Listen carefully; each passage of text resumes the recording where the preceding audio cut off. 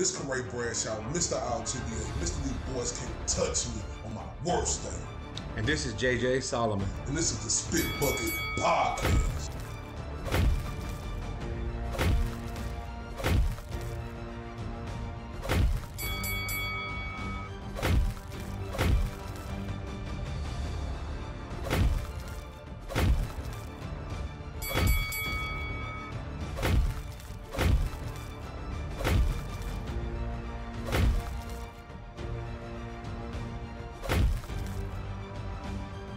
This is the Spit Bucket Podcast. It's your boy, Mr. RTBA, Mr. 214, Senor Dos, Uno Cuatro, Senor Dos, 14, Mr. Undeniable, Mr. These Boys Can't Touch Me. On my worst day, we right here with my guy, JJ Solomon. What's up, what's up, what's up? Episodio 12. Episode 12. You hear that Spanish? Episodio 12. We're back live. What's up, everybody? How's everybody doing? Shout out to everybody on here from that 214 to across the pond. So we got to bring that back while we saying Episodio 12, because yesterday we said this was episode 11. Yep. And now this is episode 12. So yesterday I was saying, how do you say 11 in Spanish? He said once. And then we didn't know how to say episode in Spanish. Somebody told us on the chat, and it was all good. Yeah, but, now I know another word. No other word. It was beautiful, though. But, yeah, shout out to everybody on here. Once you get on here, please hit that like button. Please hit a comment. Please share. Please subscribe. Tell your friends, everybody about us. Please, please, please, please, please. Tell them. Tonight we got a special night. We got a guest. We got Kentavias. Taae Money Slay. Kentavias, Taae Money Slay in the building tonight, later on tonight. But before we get to it, JJ, let's talk about our sponsors. KO Therapeutics. You see it everywhere. You see their hats, their shirts, their black and silver, look like Oakland Raiders or Vegas Raiders over here. But most importantly, you see their actual CBD products here. The CBD recovery, pain relief, pain management. Again, we say it a lot. Thank you to KO CBD and KO Therapeutics, because these guys have a product that could really, really, really, really change your life. And I mean that in a day-to-day. It hurts to hurt sometimes. So much appreciation to those guys. Give us a quick second so you guys can see what KO Therapeutics is all about. Man, we all have battles. We fight. We train. We work. We persevere. And we celebrate.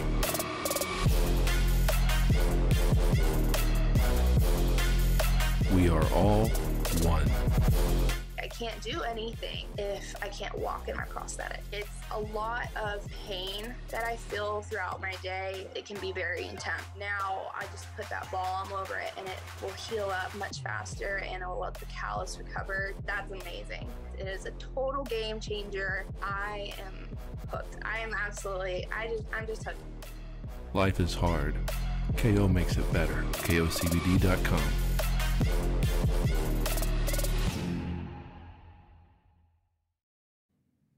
Once again, shout out to our sponsors, KO Therapeutic. Go to KOCBD.com. KOCBD.com.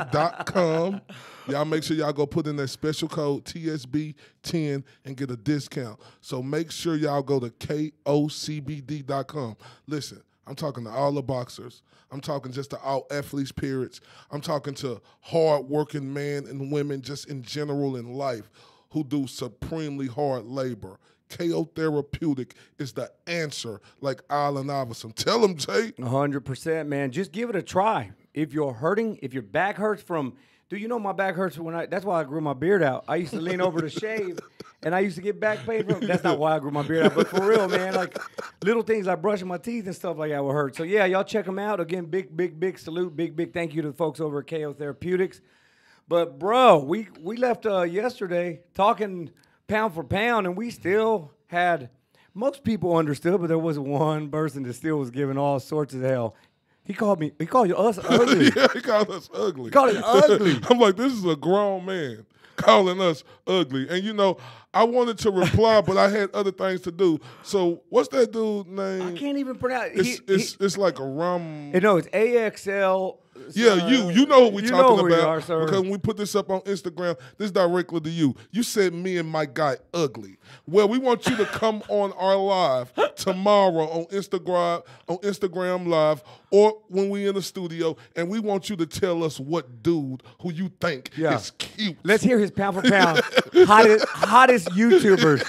I was like, ugly, like. And then he had the nerve. He's like, I was like, all right, bro. Well, any more criticism? He's like, yeah. Stop wearing a hat. Stop hiding your receded hairline. I am proud of my hair, but he's into modeling and taking photos. But that's exactly our point, right? This is what we were talking about yesterday. Yeah. People getting emotional. Run out of words to say, so then you call me ugly. And listen, I was agreeing. He kept wanting to fight. I was agreeing. The dude was making excellent points. I wasn't debating. He was trying to turn me against Terrence Crawford, right?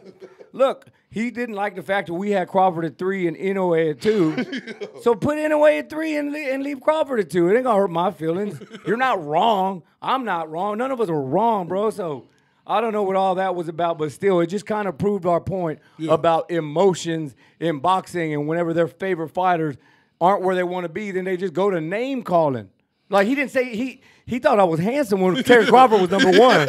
he thought you was handsome. Yeah, as a mother. Yeah, that's the only reason he was watching. That's the only reason he was watching. He's like, dude, you kind of look like Caleb Plant. You handsome. Drop him to number 3, and then he just called me ugly. Oh my God. Silly emotions, man. But speaking of Caleb Plant. Yeah.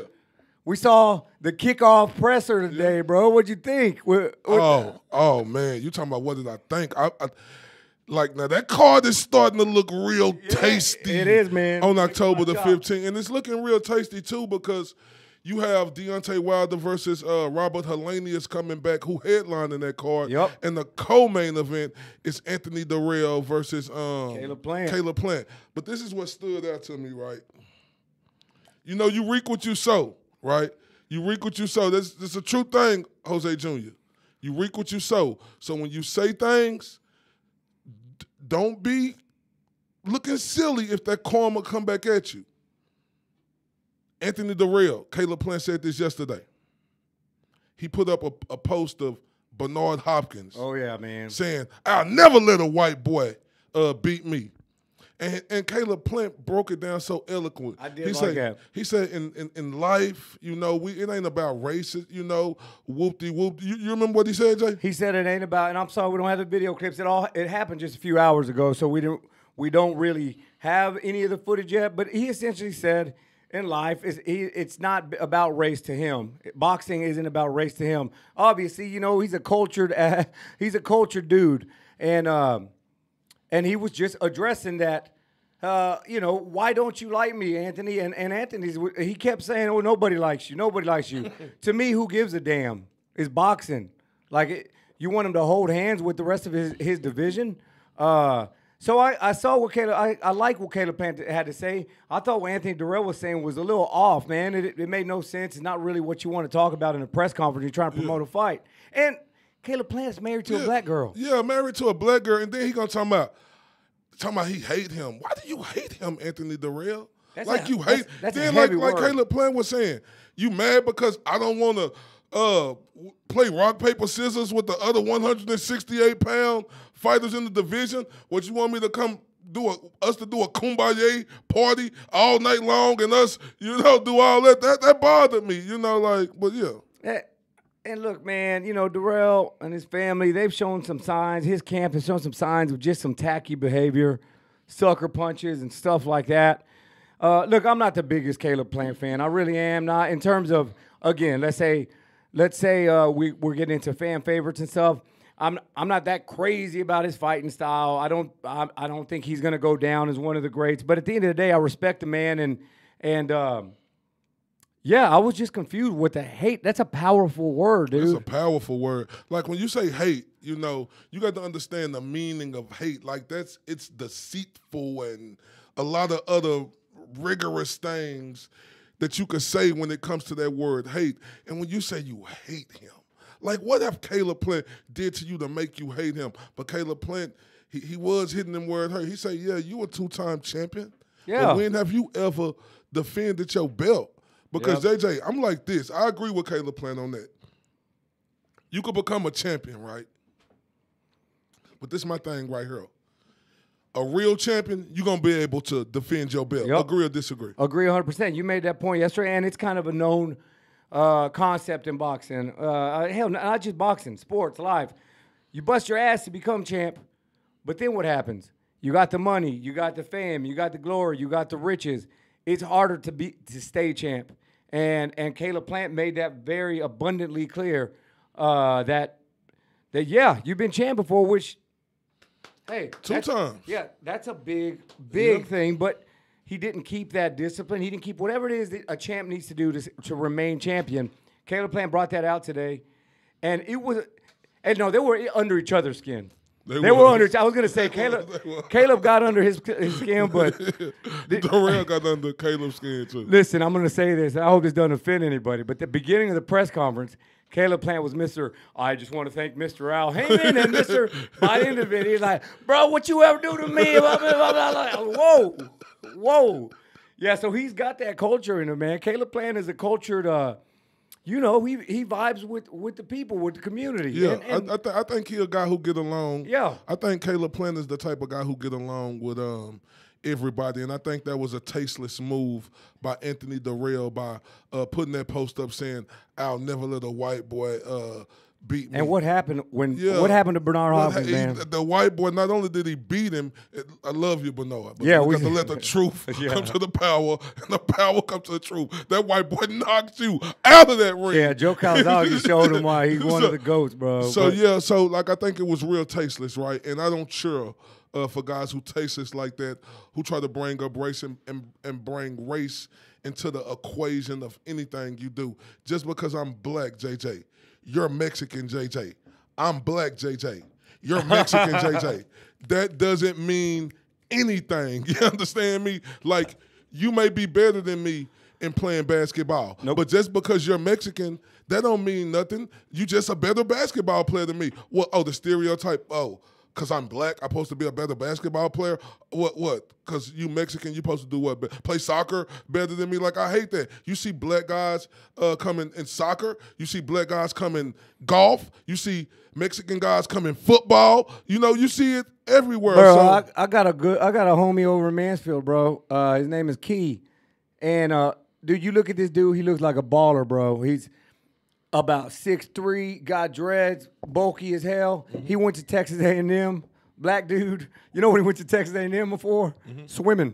He was a swimmer, bro. And you never know, dude. And that's, listen, man, we know that racism exists. Mm-hmm. We're not blind, right? I'm a Mexican dude with tattoos and beards, and and a beard, and the profiling exists. Hell, I've profiled. We're human, right? Yep. But whenever somebody just uses it as a crutch and just that's the first thing they run to, that's what bothers me. You know what I mean? Like to bring it to life, to bring it to surface when it doesn't necessarily need to be there.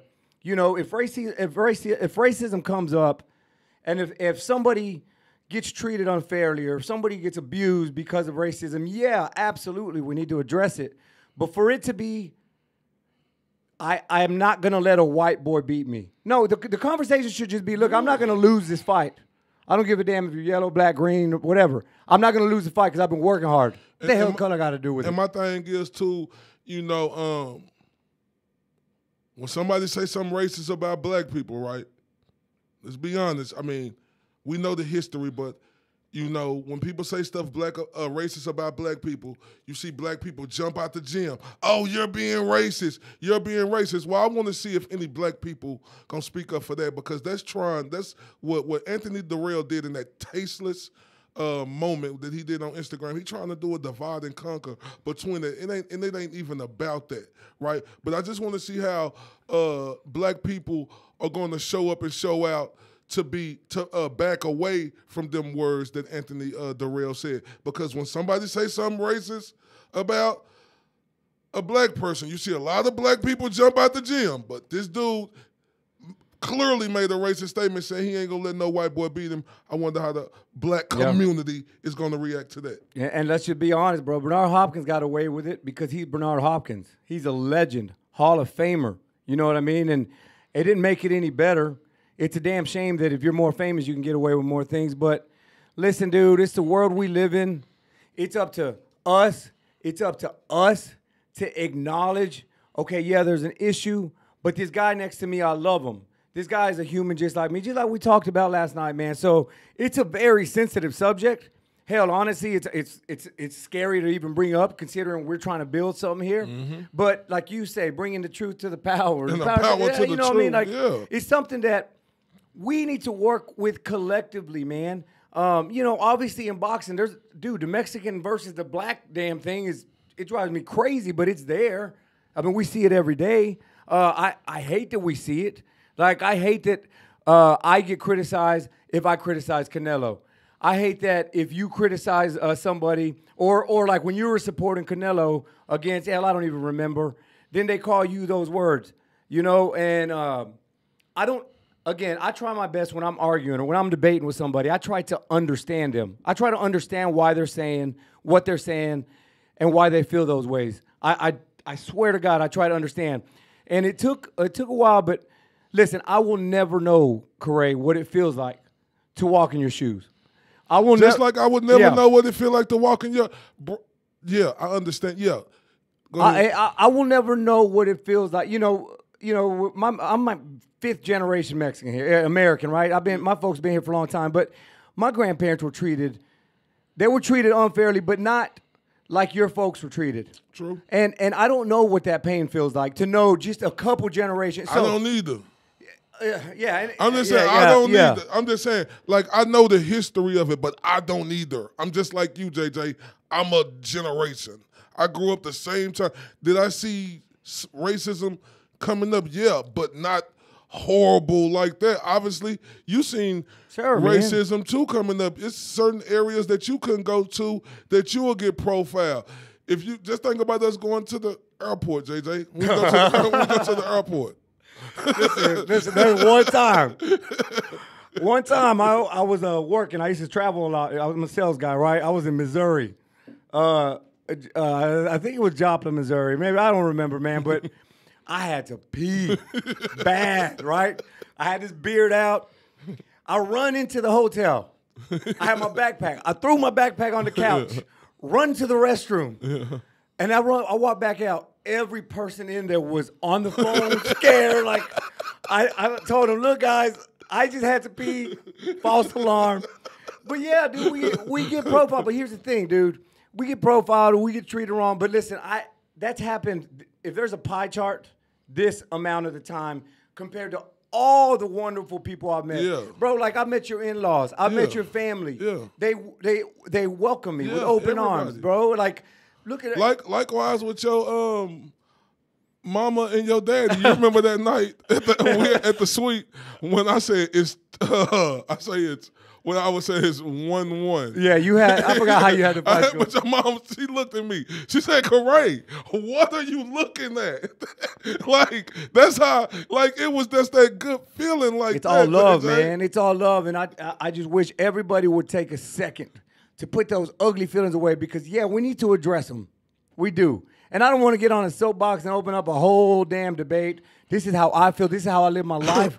But we need to try to see the best in people. We need to try not to just look at somebody and say, oh, that person's bad, that person's good, that person's bad, because we're adding to the problem. Anthony Dirrell's adding to the problem by those comments. No, definitely. You know what I mean? He's adding to the problem.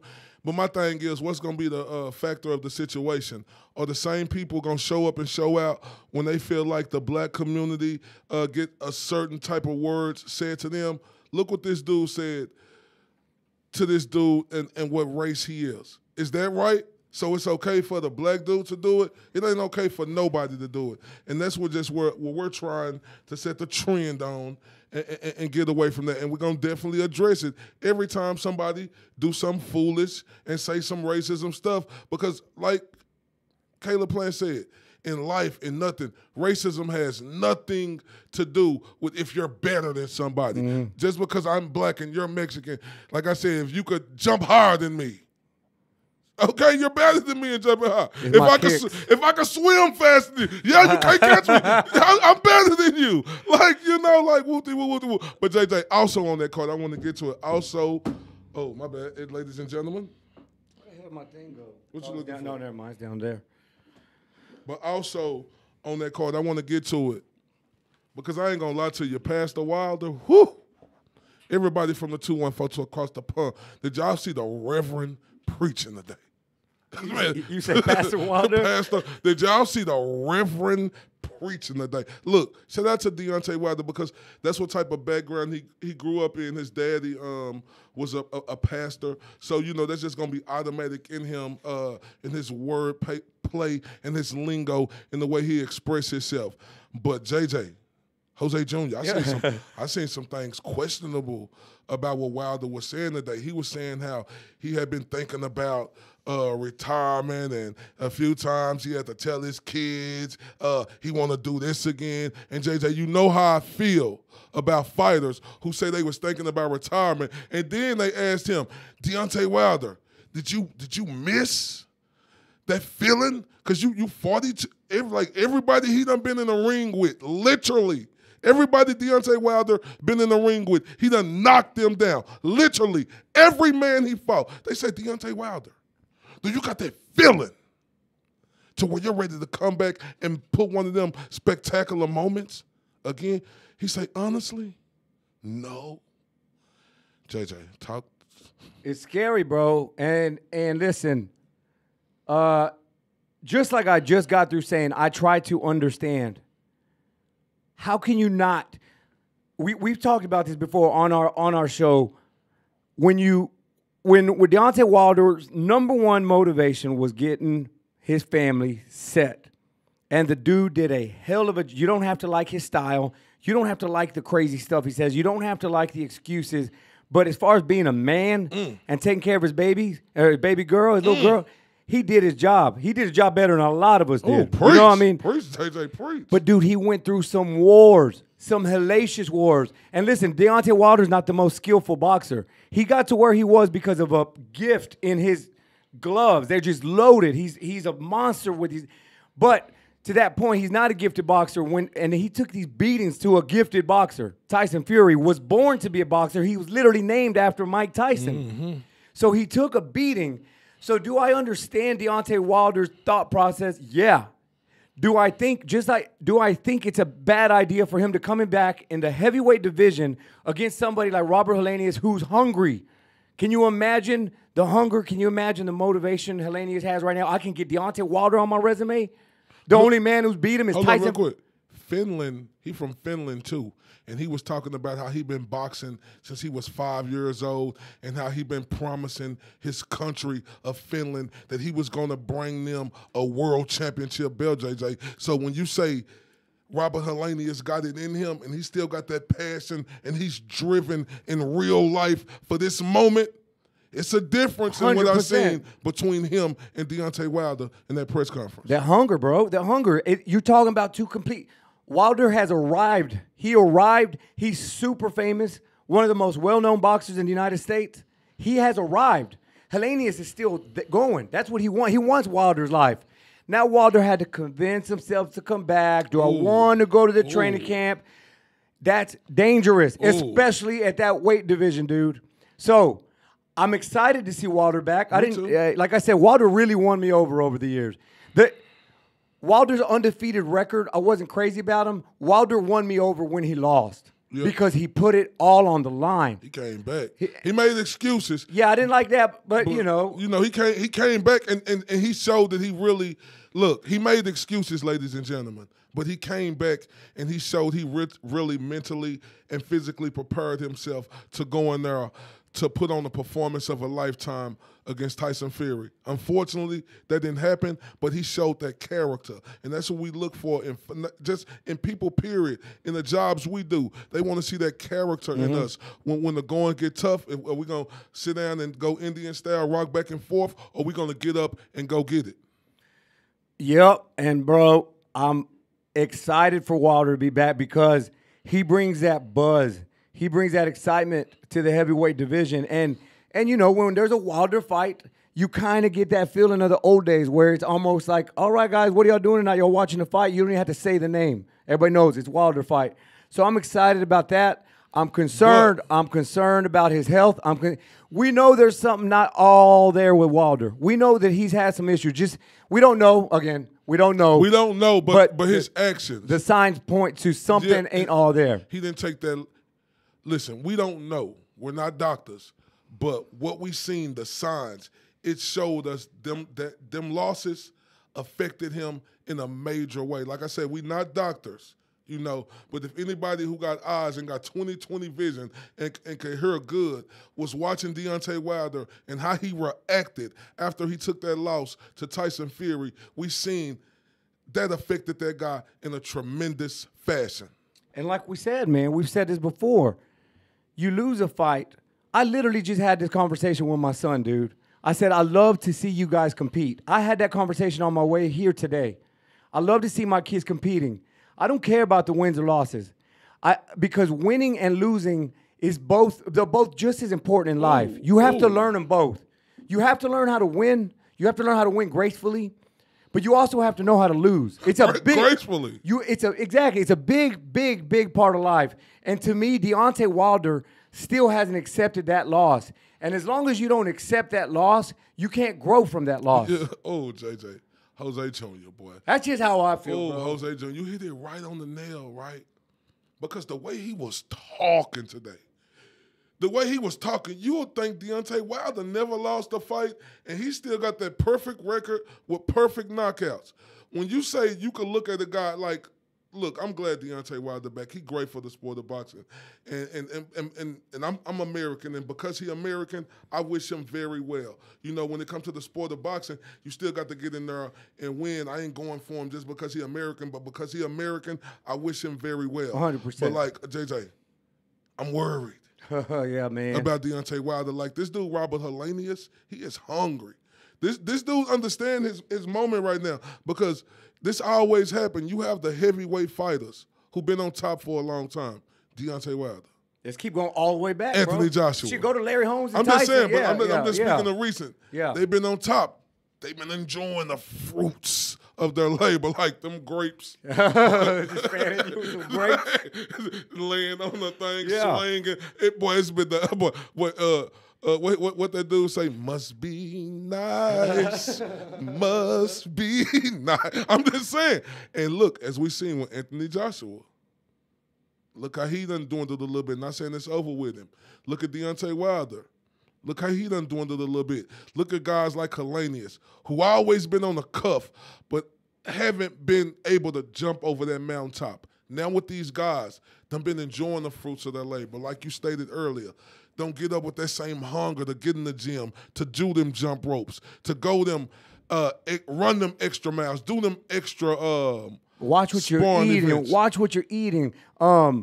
You know, I don't know if all boxers do this, but not making love to your wife. Yeah. That hurts, bro. That you know what I hurts. mean? And it's a sacrifice.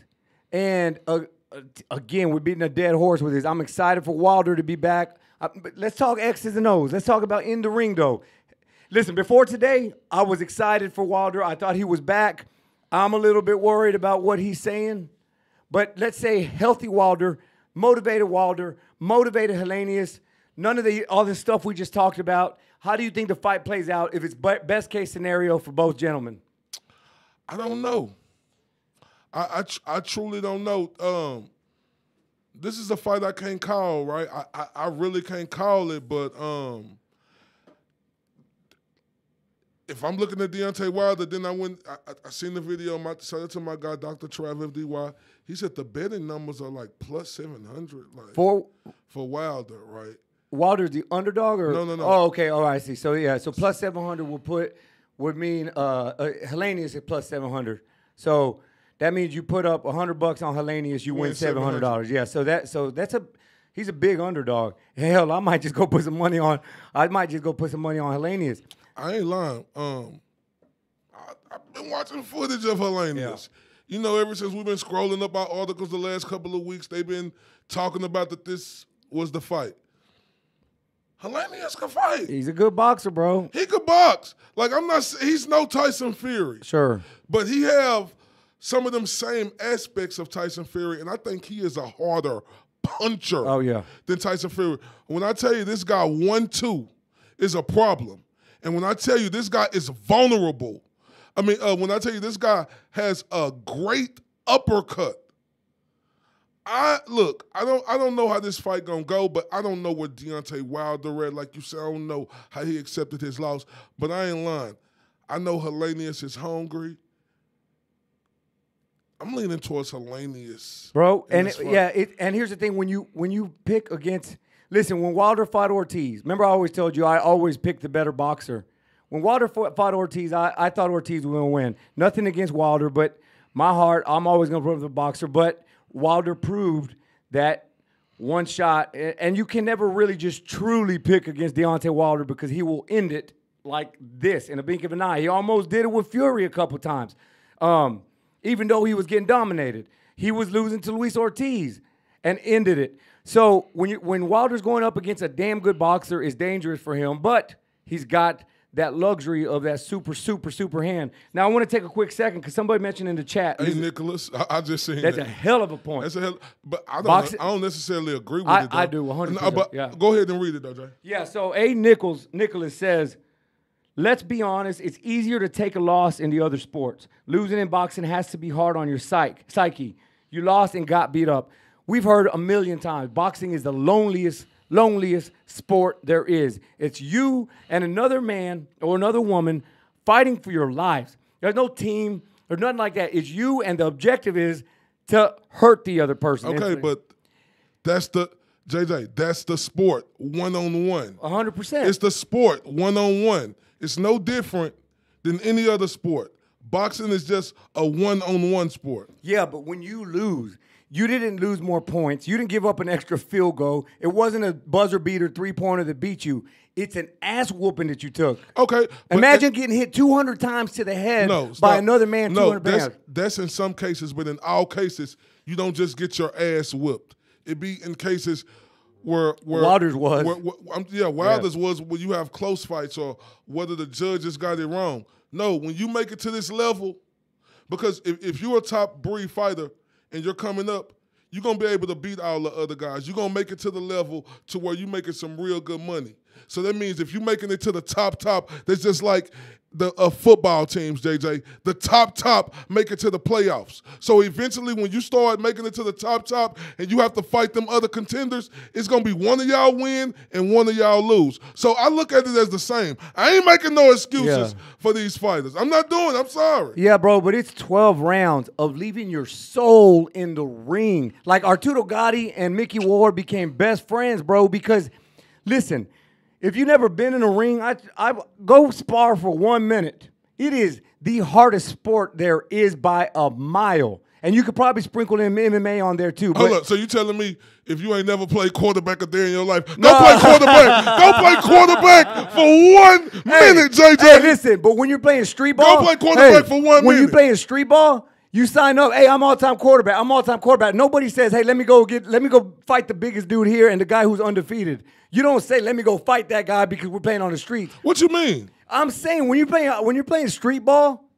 you say, I want to be the quarterback. I want to be the one in charge.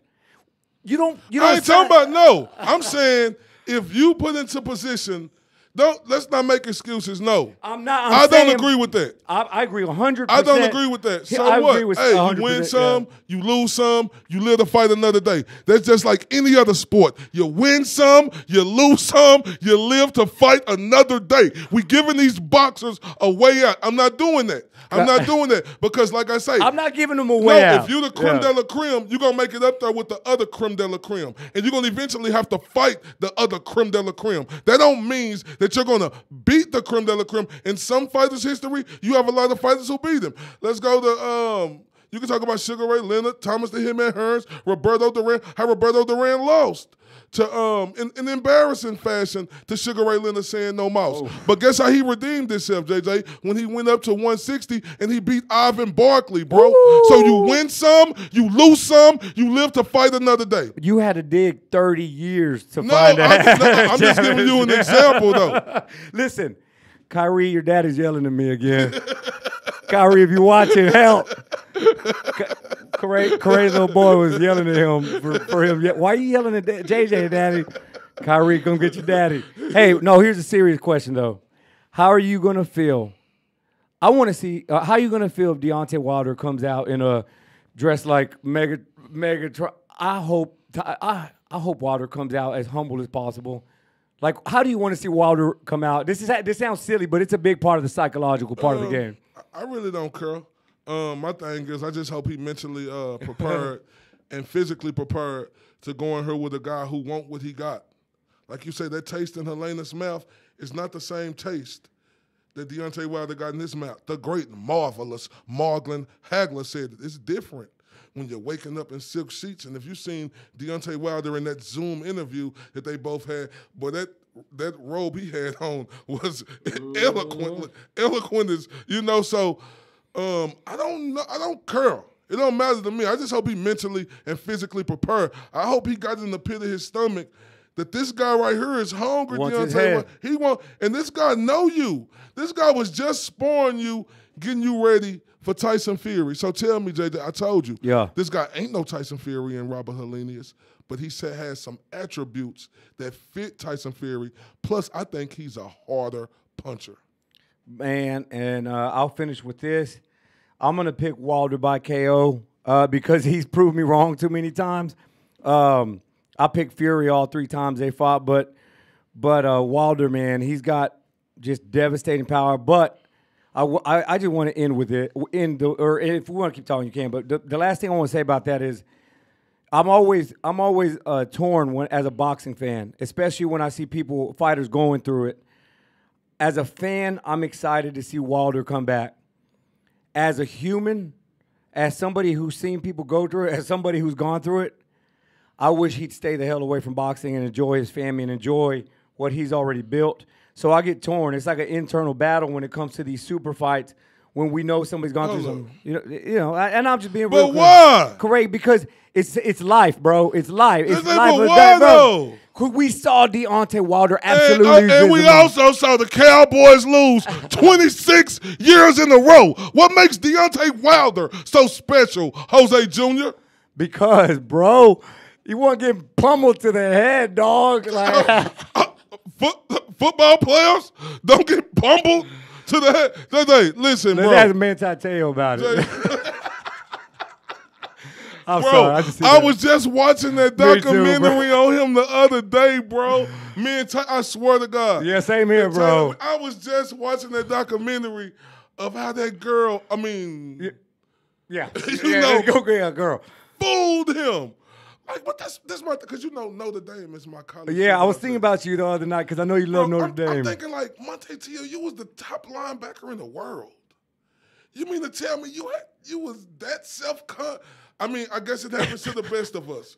But why? No, it doesn't. What the fuck are you talking about? No, I'm saying like. Don't pay me with that brush, bro. I guess some people, that's how they do. But my thing is when you're such a superstar like that, everybody want to be on you. Like, what was. Here's the thing, and again, me trying to understand. When I heard this story back in 2011, 12, whenever the hell it was, my first thought was, dude, how do you miss that, right? But, dude, I've heard this from a good buddy or an old good buddy of mine who used to live in Hawaii. Those people in Hawaii, bro, are kind of, they're in their own little world, dude. All they know is their own little island. And they may not know social cues like we do every day. All they know is their little culture, man. And as easy as it is for us to say, how in the hell did you miss that? Seeing Manti Te'o hurt like that, dog, and seeing Manti Te'o like be like, for real, I didn't know. That was sad, bro. But do you think that, though? Look. I don't think he knew, dog. Why would you humiliate yourself like that? Dude, he like that anxiety he was going the whole time he was in San Diego, like the pain, he still got emotional when he, and I don't mean to laugh, but he got emotional when he was talking about that fake death. Remember, like he was like, oh, that hurt so much and stuff. Like, how do Bro, that was sad, dude. No. You think I could talk like her? Could you talk like that? I'm with you. Hey, Craig. I'm with you. It was sad, but it's tricky to talk. no, it ain't tricky to talk about. Like, you know, we have sympathy for him, Yeah. but at the end of the day, he put himself in that position. How long was you gonna text Monte Tio before you got the video? Like, JJ, video calls the iPhone. Like, Yeah, they were already out. That was 2012. like, Yeah. like that's hard for me. Look, this is just my opinion. It's just hard for me to believe that you was talking to somebody this long on the phone, never did no video call to see who this person was. Like, that's just hard for me. I know it's a little trick, but I'm just saying video call, Yeah. everything was For years, visible. wasn't it? It was For years, Yeah, wasn't it? like, how did that, you not, like, Listen, man, maybe you just want love so bad. Maybe he was so out of place over Notre Dame. Maybe he just, I wonder sometimes if he ever had a feeling like something ain't right. But, man, that was a sad story. That was a sad story. It was a lesson learned for everybody. Man, you ever been catfish? And when I say catfish, I mean like somebody send you a picture of themselves. They look a certain way, and then you see them, and they gain a couple pounds. You get pissed, like you. I mean, like, it done been like that before. Yeah, that hurts. That stings a little bit. Yeah, I think, but This JJ, was a whole I know, nother but ballgame. at least we're gonna video call. Yeah, we that's come up with the technology. first for a things video first. Call. Okay, you send me a picture. Okay, then let me call you on video. Like, come on, we not at this age. Even in 2012. Yeah, but he was a kid still, man. 20 years JJ, old. we still video calling, JJ. JJ, we still video calling. Yeah, bro. I have no clue. I have no clue either, but I'm just saying though. Like, how did that go on for that long? You was just texting and talking and texting, no video call ever. Y'all didn't go have Starbucks or Chipotle's or nothing. Chipotle. Bro, that was the weirdest story. If you haven't seen it, go check out what's it called? The girlfriend who didn't exist. And then what was so sad about it, I think the story, I mean, you know, our condolences. I think his grandmother died. Yeah, grandma died the same day he died. Dude, and listen, we're not talking enough about, we keep talking about how dumb Manti Te'o seemed, but what kind of cruel, vicious person. And then on that scene, I don't want to give away any spoilers, but, because you guys got to go see it, but there's one part where she got mad that they made her show her voice. Oh, no, he released the voicemails. And he was like, Manti, how could you? How could you? How could you release the voicemails? And dude, I was just enraged with that person, man. So I don't know how the hell we got to this conversation, Corey. I don't know how. What are you doing over there? Damn it. Yeah, I don't know how I don't know how we. I mean, it just came up. That's what we do. But yeah, that's just crazy how I was just watching that the other day, bro. And when it was going on, you know, you heard the stories but it wasn't like we got broken this down, story, yeah. you know, like this. But we're finna take a quick commercial break. We want to show our sponsor some love. We need everybody to go to KOCBD.com. KOCBD.com. Use our special code TSB10 and get you a personal discount. Hey, you know what? I feel like giving something away. Yeah, go ahead, Jay. Listen, I don't want you just saying you're hurting just to say you're hurting. And if my parents are watching, don't y'all comment because I'll get y'all to take care of that. Hold on, real quick. I want to say this. I want everybody to know that we aren't gay bashing. Oh, yeah. Just to be clear. No, we're not hell no. Shaming or deception. We want everybody to know that because we got love for all people. We're just talking about the story and how Manti Te'o, like, it's confusing. It's confusing. Yeah. Like, how did you not have no picture, no contact. That's what we're confused Uh-huh. about. Even after watching 2 hours of it, bro, I was still absolutely confused. I watched 2 hours. I was like, there's not a third episode. Can you please tell me what the hell happened? No, absolutely. We got love for everybody. And this isn't that now I say that person, the girlfriend, that was an asshole move. Yeah. Asshole move. I don't give a damn what their sexual orientation is. So what, that's the thing right there. Yeah. Now, see, now look, now, I do want to talk about this right Yeah. here real quick. Now, that person, will we say transgender? Well, now, since they filmed that, they didn't know that she was considered transgender at the time of the filming. So they put that, I don't know if you remember, saw it. They said at the filming, we didn't know that whatever the hell her name was identified as a woman. But yeah, now she's a woman.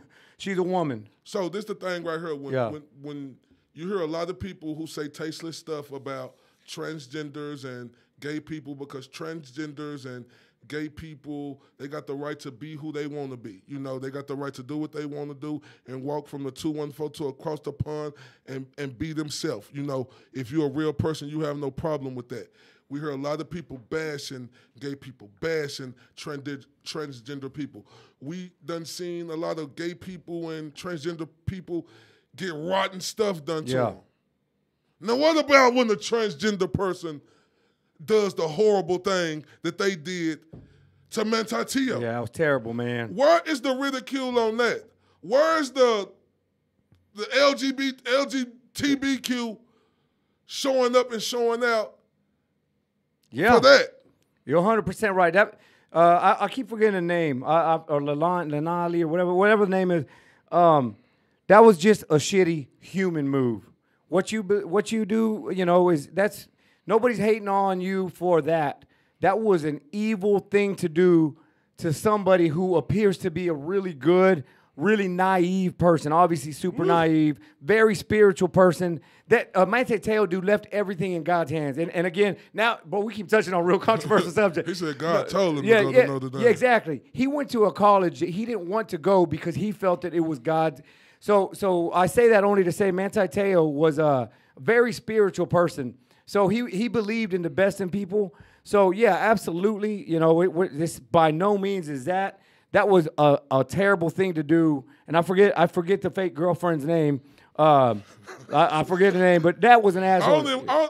I don't even want to say the person's name. I don't deserve because it. that's It pisses me off that they did that show for a payday too. And then they famous off of that. You're not a good human being for doing that. Because if somebody, I done seen plenty of stories where you see people do horrible things to gay folks and they get ridiculed, deservingly so. This person who tricked this person, made this person believe that, this the kicker right here. Knew his grandmama died on that day. So made a story up to say, I died too. Terrible things, dude. Terrible things. Terrible things. But yeah, anyhow, yeah, I don't know how we got into that. But no, let's go. We definitely wanted to clear that up because Corey and I obviously got love for if you're a human who's breathing and you're not trying to kill people or hurt people, you know, like just because you don't understand or understand somebody's lifestyle, guys, this goes for everything, right? Just because you don't understand somebody's lifestyle, you know, if you're not hurting kids and stuff like that, listen, mind your damn business at the end of the day, you know what I mean? So by no means are we going to come on here and bash somebody's orientation. We're going to bash the hateful, terrible things that did it. Damn near ruined Taae's life. If he wasn't so spiritual, bro, he could have gone and done something to himself. But you know? like he never, like, let's be honest, it did kind of ruin. Yeah, he still was that good enough to make it to the NFL.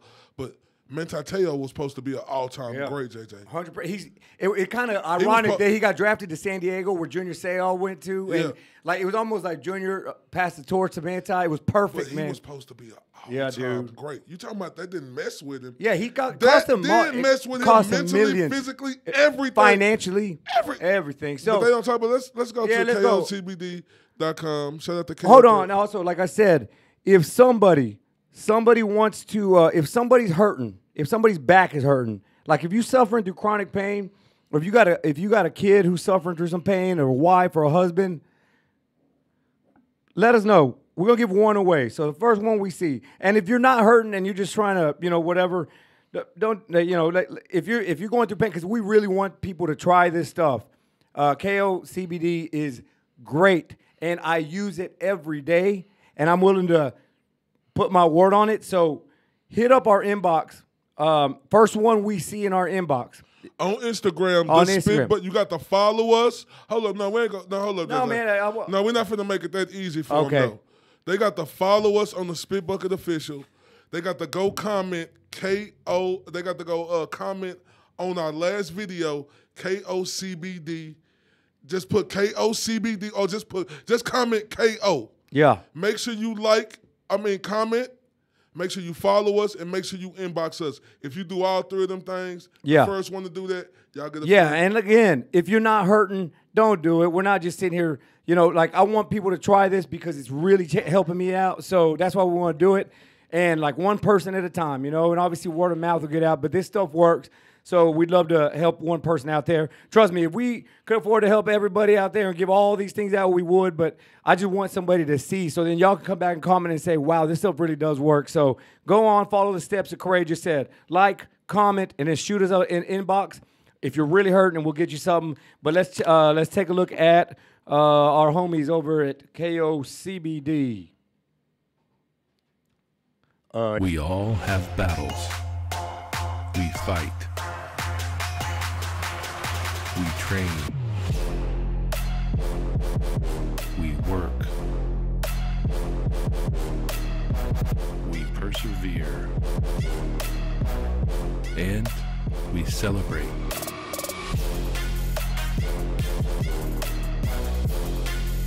We are all one. I can't do anything if I can't walk in my prosthetic. It's a lot of pain that I feel throughout my day. It can be very intense. Now I just put that balm over it and it will heal up much faster and it will let the callus recover. That's amazing. It is a total game changer. I am hooked. I am absolutely, I'm just hooked. Life is hard. KO makes it better. KOCBD.com.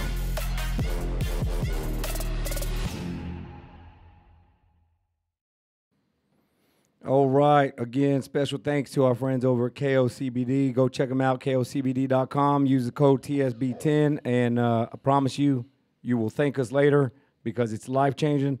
But, Corey, let's talk a little bit about a big fight we've got coming up at 175, man.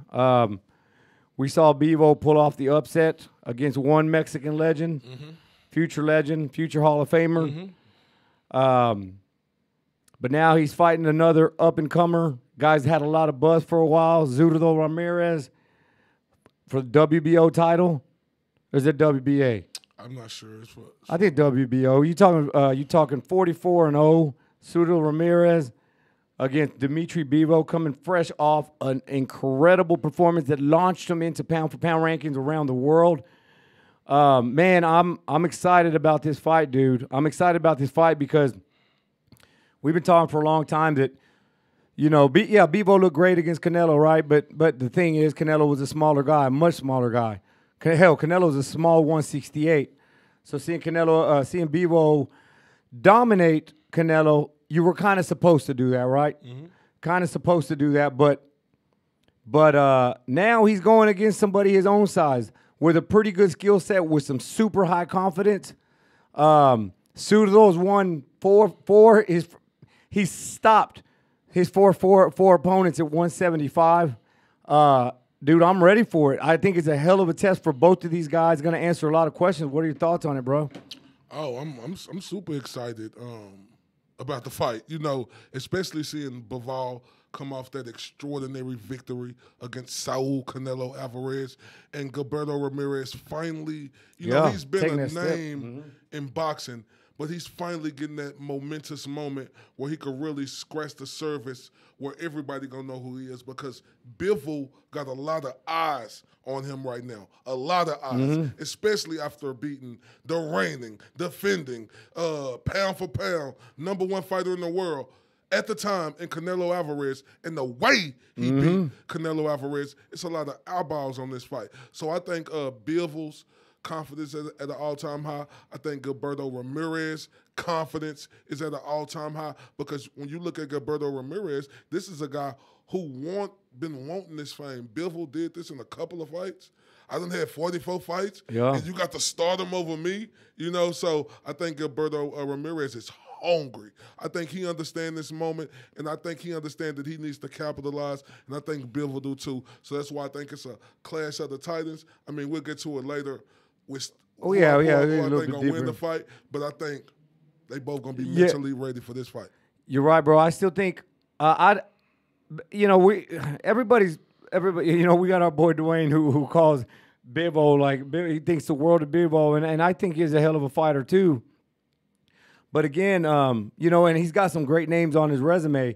But Zurdo is super confident. Now I'm curious. All right, cool. We got our special guest is almost here. Zurdo's super confident, bro, and Zurdo's got the pride of Mexico on his back. Like you just brought down their hero, and. So I feel like Zurdo's coming in with extra motivation. Like, you just knocked off our Canelo. Now let me show you what picking on somebody your own size is going to look like. So I think that fight's going to do great numbers. I think the entire country of Mexico and then all the Bivol folks are going to be watching. There's a lot of people, including us, who even though Bivol had a hell of a performance against Canelo, we still have him ranked lower than Beterbiev. Beterbiev kind of got that more of a fear factor. He's an angry guy, he's a heavier puncher, while Bivol's more of a technician, smart boxer. So, but I think this right here, I think I'm Bivol, about to agree with you about an impressive victory over Gilberto Ramirez, in my opinion, because Gilberto Ramirez has been the name. This dude has been successful for a long time, about years. 4 knockouts in a row, 175 but too. Not only 175, but at 168, he's been successful for years. If Bivol could go in this fight, and I'm saying I know it's going to be a good fight because both of them are top echelon, but if he can go in this fight and we see that he beats this guy convincingly, that's when you really have to start moving him up the platter. Yeah, you instantly got on her beating the number. How can you not put Bivol on your pound-for-pound list, beating the #1 pound-for-pound fighter in the world who no one expected him to beat? How can you not put him on your list? Here's my question for you, though. Zurdo's 44-0. Zurdo's got 4 knockouts in a row against other 175 fighters. They don't obviously have the name. But what if Zurdo Ramirez comes out and just absolutely destroys Bivol? Are people gonna start talking about that? Puts him at 45-0 with 30. He's got 30 knockouts. I put him at 45-0, 31 knockouts, 5 victories away from the TBE Floyd Mayweather. Obviously, the competition in Mexico is a little bit different. But are people gonna start talking about Zurdo in a different manner if he comes out here and just destroys Bivol? Are you gonna start seeing him in the pound-for-pound conversation? Oh, absolutely. This is his moment. Yep. This is Gilberto Ramirez's moment. He must show up and show out. Bivol had this moment. He understands what the biggest moment feel like. When you standing in front of a guy in Saul Canelo Alvarez and have to do all that the press conferences, you getting all these interviews, then you on that grand stage like Bivol was. Bivol understands this moment. Now this is the momentous moment for Ramirez where he needs to capitalize on this 100%. He must capitalize. If he don't got capitalized in a pit of his stomach where he understand he has to come in this fight, show up and show out. And if he does that, absolutely it put him right there because he's been a good fighter for years. He just haven't had that right fight that, like they say in music, that cross you over. And him fighting Bivol is a crossover moment for him. Oh, and Bivol's a European star, bro. He's a European star. So not only is he going to cross over here in the United States to our audience, because obviously, like you said, Bivol has a lot of eyes on him right now, and everybody's holding him up because of what he did to Canelo. Do you think Bivol comes in a little overconfident because what he did to Canelo? Absolutely. No, think so? Absolutely not. No. You got to understand. I mean, who knows? Like you said, I don't think. Huge, man. Look, this is my opinion. I don't think so. But who knows? But my thing, the reason why I'm not gonna say he gonna do it because he's not a privileged American. I'm being honest, JJ. Sure. I'm just being honest. Coming from another country and having it as Russian bad background. as a lot of other countries have, they have it in the pit of their stomach to want it more. Think about all the European fighters now. That's why they done caught up with the American fighters, because at once upon a time, the American fighters had that in the pit of their stomach, but it lost over time. The European fighters from across the pond, they never lost that.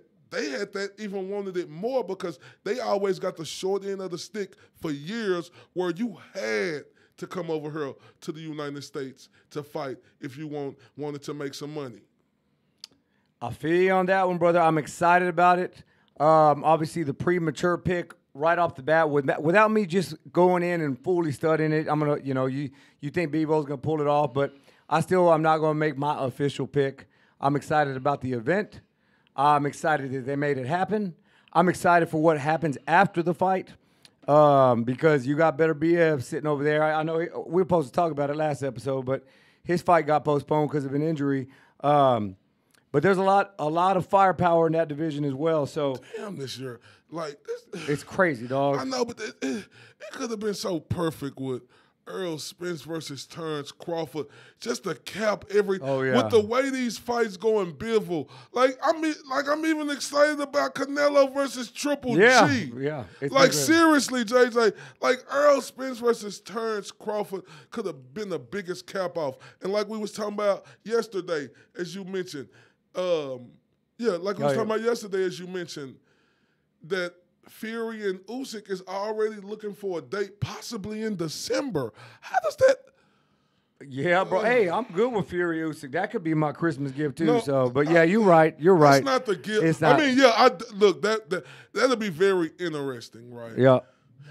Look, that's the thing right here. We say Tyson Fury could do everything. Like, is we still not putting respect on Usyk's name like that? No. I'm asking, is we still not putting respect on his name like that, JJ? Dude, this is a perfect transition. I swear we didn't plan this, because I've had some things to say. But is Taae here yet? He should be here shortly. All right, cool. Because I'm gonna go. This is a perfect transition, because I have my own little spit of shit over here, and I wanted to share it with you. I know we didn't really discuss it, but look. So it's time for TSB. A little bit of spit of shit. A little bit of spit of shit. We had our the favorite ginger, boxing favorite ginger, came out and made some comments about his prediction about Fury Usyk, right? He comes out and says, and this is according to Michael Benson, he quoted him, it's going to be a good fight, but I think Fury is going to win because he has everything. I want you to follow me here, Corey. Canelo says Fury has everything. He has boxing skills and he has weight. So it's going to be different. So he's picking Fury. But the reason I think this is a shit is because in that same conversation, he's still open to the idea of fighting Usyk, a bigger fighter, a fighter with skills. So you follow me? He's saying Tyson Fury is going to beat Usyk because he's bigger and skillful, but he still wants to fight Usyk, who's bigger and skillful. The thought of Canelo fighting Usyk is absurd. I said it on our very first episode. If he do that. If Canelo fights Usyk with no stipulations or anything like that, I will go and get me a Canelo tattoo right here on my thigh, because it's not happening. But I feel like Canelo's kind of doing the. Why he capping like that, Jay?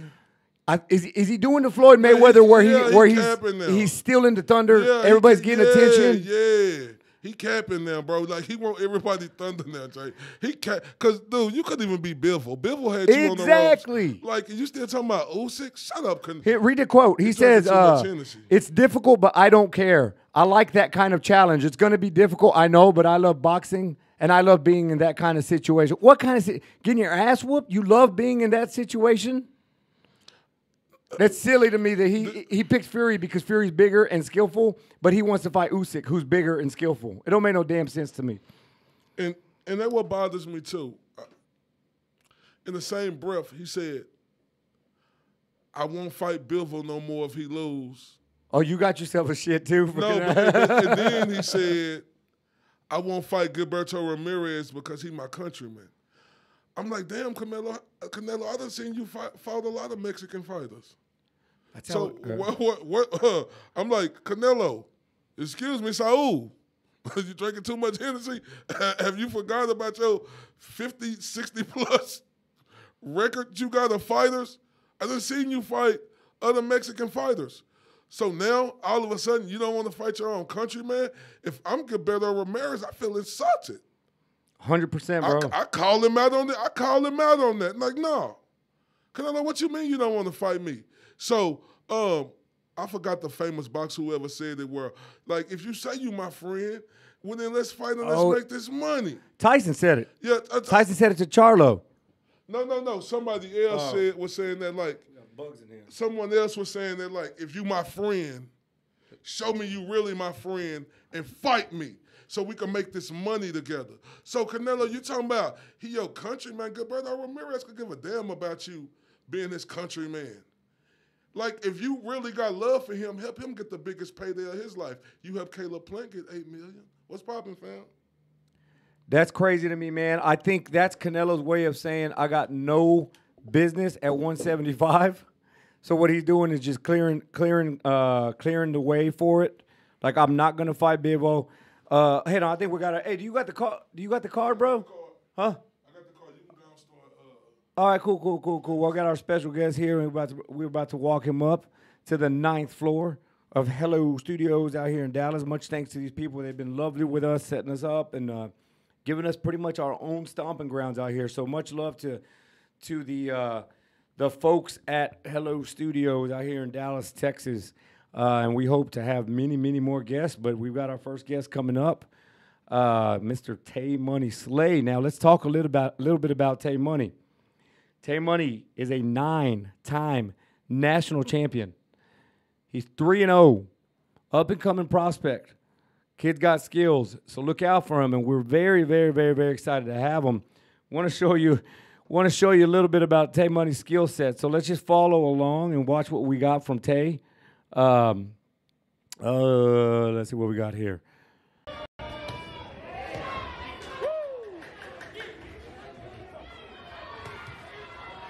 You don't want that work, Taae.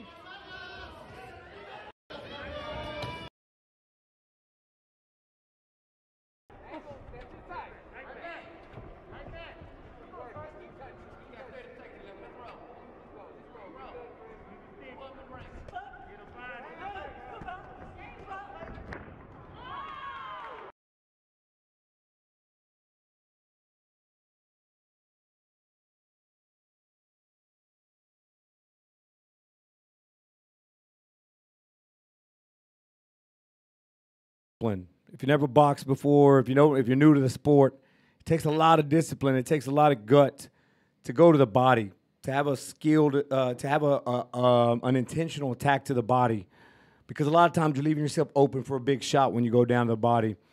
It takes, for me, the liver shot is the best shot in boxing. I know everybody loves them crazy knockouts where people's heads spin and the mouthpiece goes out and there's spit going everywhere and you lose a tooth. But for me, the best shot in boxing is the body shot, the liver shot that absolutely paralyzes. You know, we were talking about Bernard Hopkins earlier.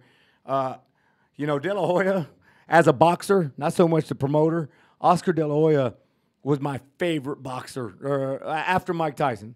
My second favorite boxer. But when Bernard Hopkins knocked him out with that liver shot and De La Hoya was just punching the ground because he couldn't get up, to me, that is the most perfectly placed shot in boxing. It's the prettiest. It's the most technical, I think, because like I said, it takes a real skilled technician. Watch Taae Money in sparring. Keep in mind, you're wearing bigger gloves. Keep in mind, these guys, he's your teammate. You're helping each other out when you're sparring. It's like a scrimmage. It's like practice. You're not out there trying to kill the guy. Watch what I'm talking about.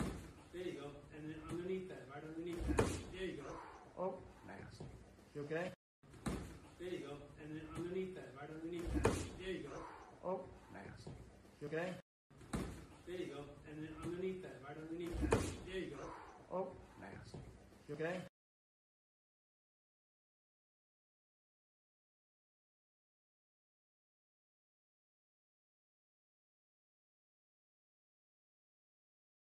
He's on his way up right now. We're about to let him in. Welcome, get his mic set up, or everything set up, but give us 2 seconds. We got to play a quick commercial, and we will be right back as soon as Taae's up here. Give me a quick second, and we will talk to Mr. Slay. We all have battles. We fight. We train. We work. We persevere. And we celebrate.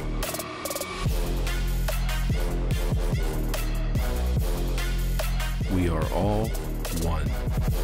I can't do anything if I can't walk in my prosthetic. It's a lot of pain that I feel throughout my day. It can be very intense. Now I just put that balm over it and it will heal up much faster and it will let the callus recover. That's amazing. It is a total game changer. I am hooked. I am absolutely, I'm just hooked. Life is hard. KO makes it better. KOCBD.com.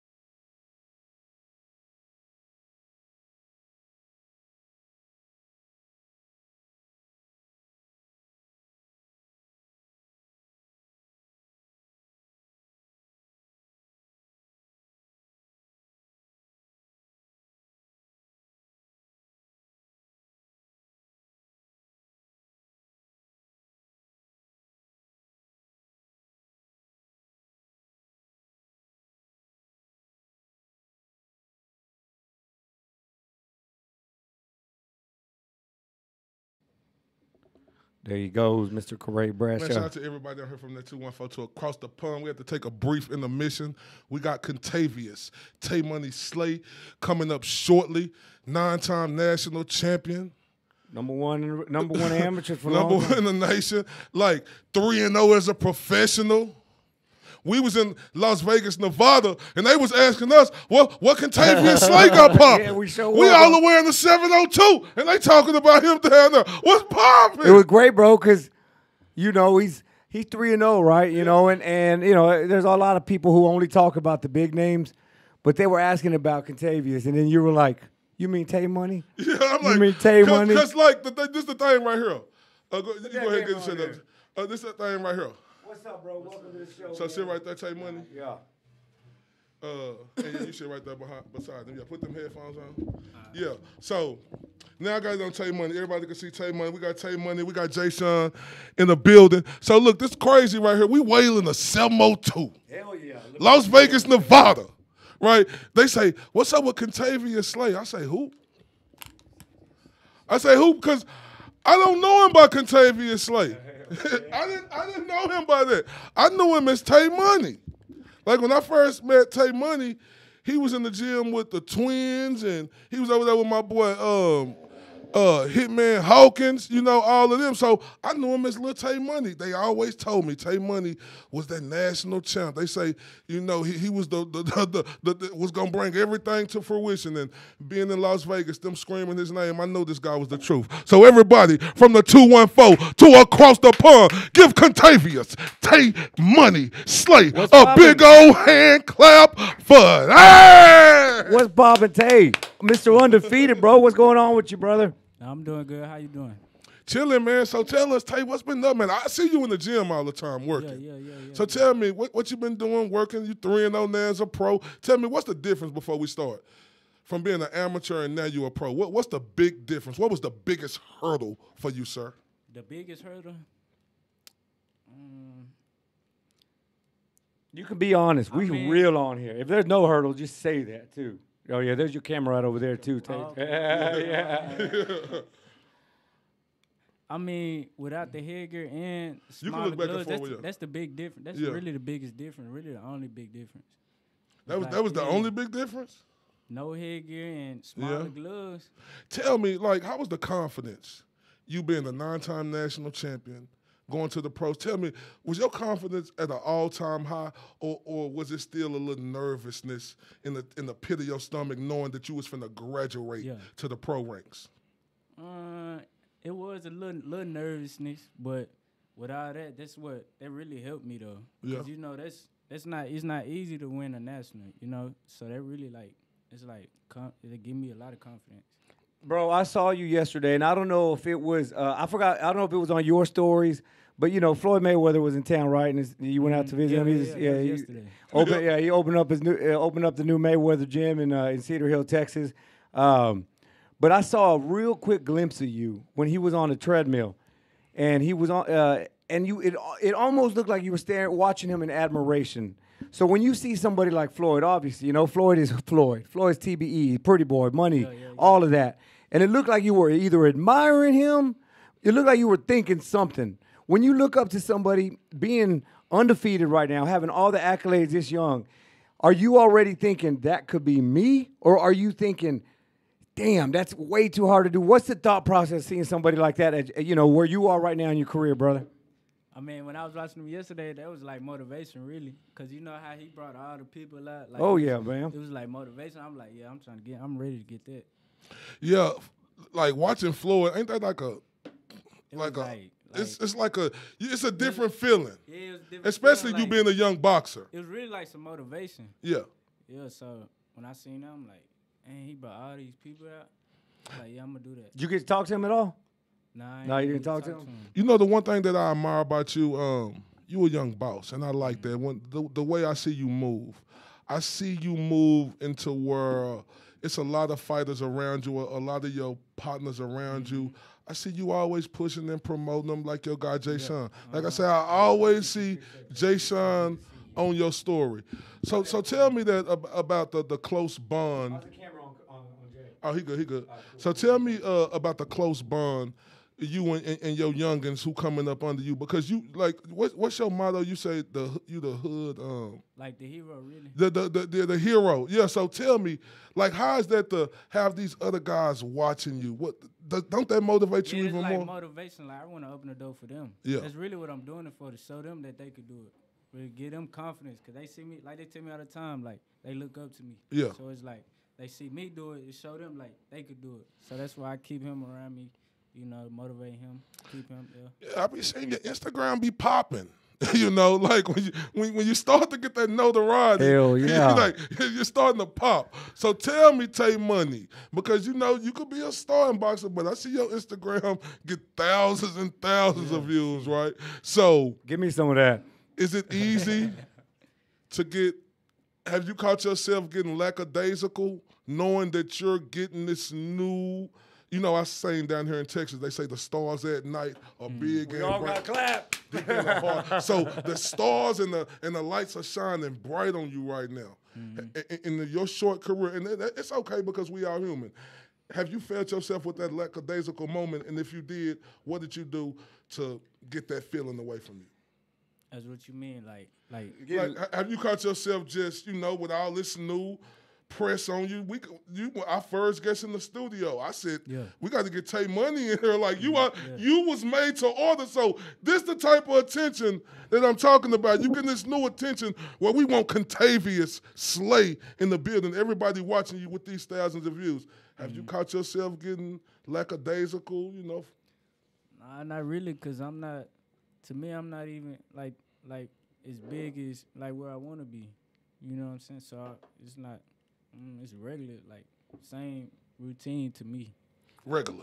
Okay, hold up. So I be scrolling up your articles, Taae Money. That's not regular to me. When I see thousands of views, my boy be on there doing this thing with Marvelous Jarvis. I want to talk about that too. Yeah. I be seeing you on there with Marvelous Jarvis. It seems like y'all got a connection to where is he a guy who's going forward going to be in your camp?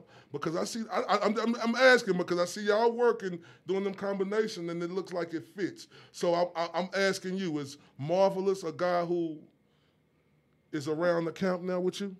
I mean, right now, he helping me out. Yeah. You know, I ain't gonna say too much on that though. Okay. But he helping me out though. So do you have plans, or do you know when your next fight gonna be? Or is it just you just training every day? Just training, staying ready.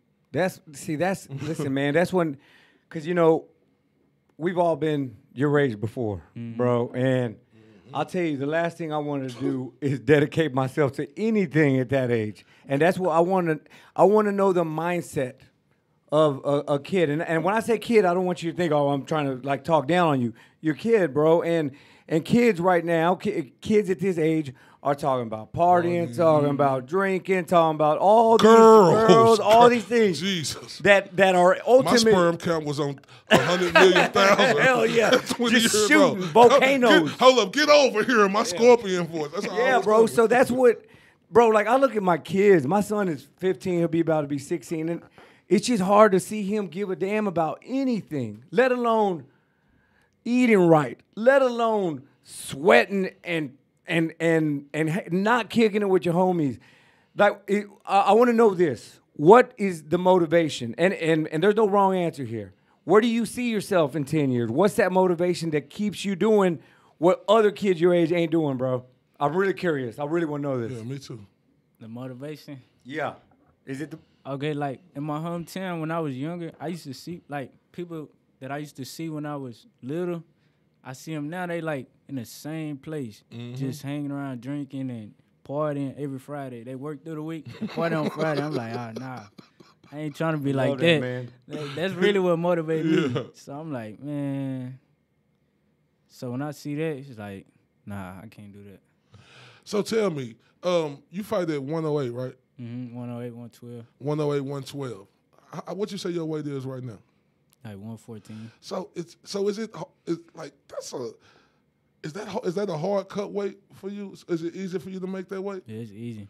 So, I know it's early in your career, but you look like you could go up to at least, what is the max that you think by the time your career over with that you possibly could touch in weight? I see myself fighting at 122 probably at the end. Okay, another thing I want to say. I seen a picture with you with Dallas Finest and Earl the Truth Spence Jr. Tell me how motivating that is to see a guy like that to come from where he come from.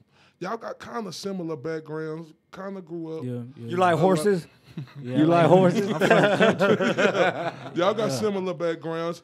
When I look at both of y'all stories, it's like y'all came up the same way. So how inspirational is seeing a guy like Earl Spence Jr., like the king of the welterweight division, where everybody talking about him every day? I seen you in the gym with him. How inspirational is that? No, it's very inspirational. It just showed me that, like, he basically showed me like he made me want to go get it. Like that's where I want to be. Something like that. He ain't got to worry about nothing. He's set. That's what I'm saying. He's set. He ain't got to clock in nothing. But he still got that hunger to get up every day. Yep. So when I seen that picture, did you guys do a couple of rounds with each other? Yeah, we did a couple rounds. How'd that go, man? No, it was good work. He real smart though, so he adjusted to my speed really. Yeah.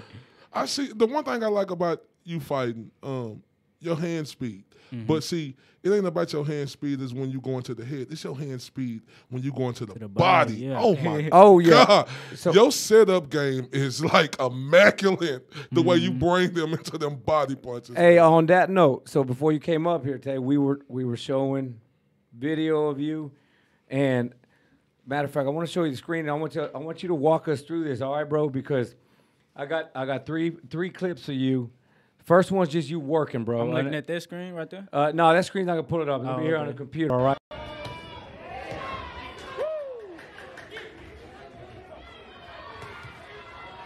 You don't want that work, Tay?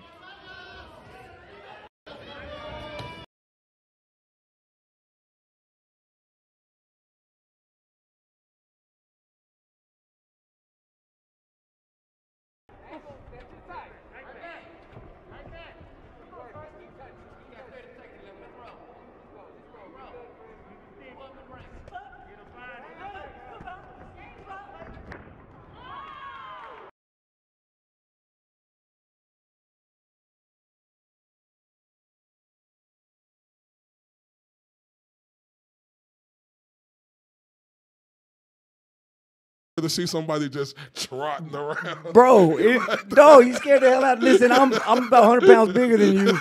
Watching this, I was like, oh, shit.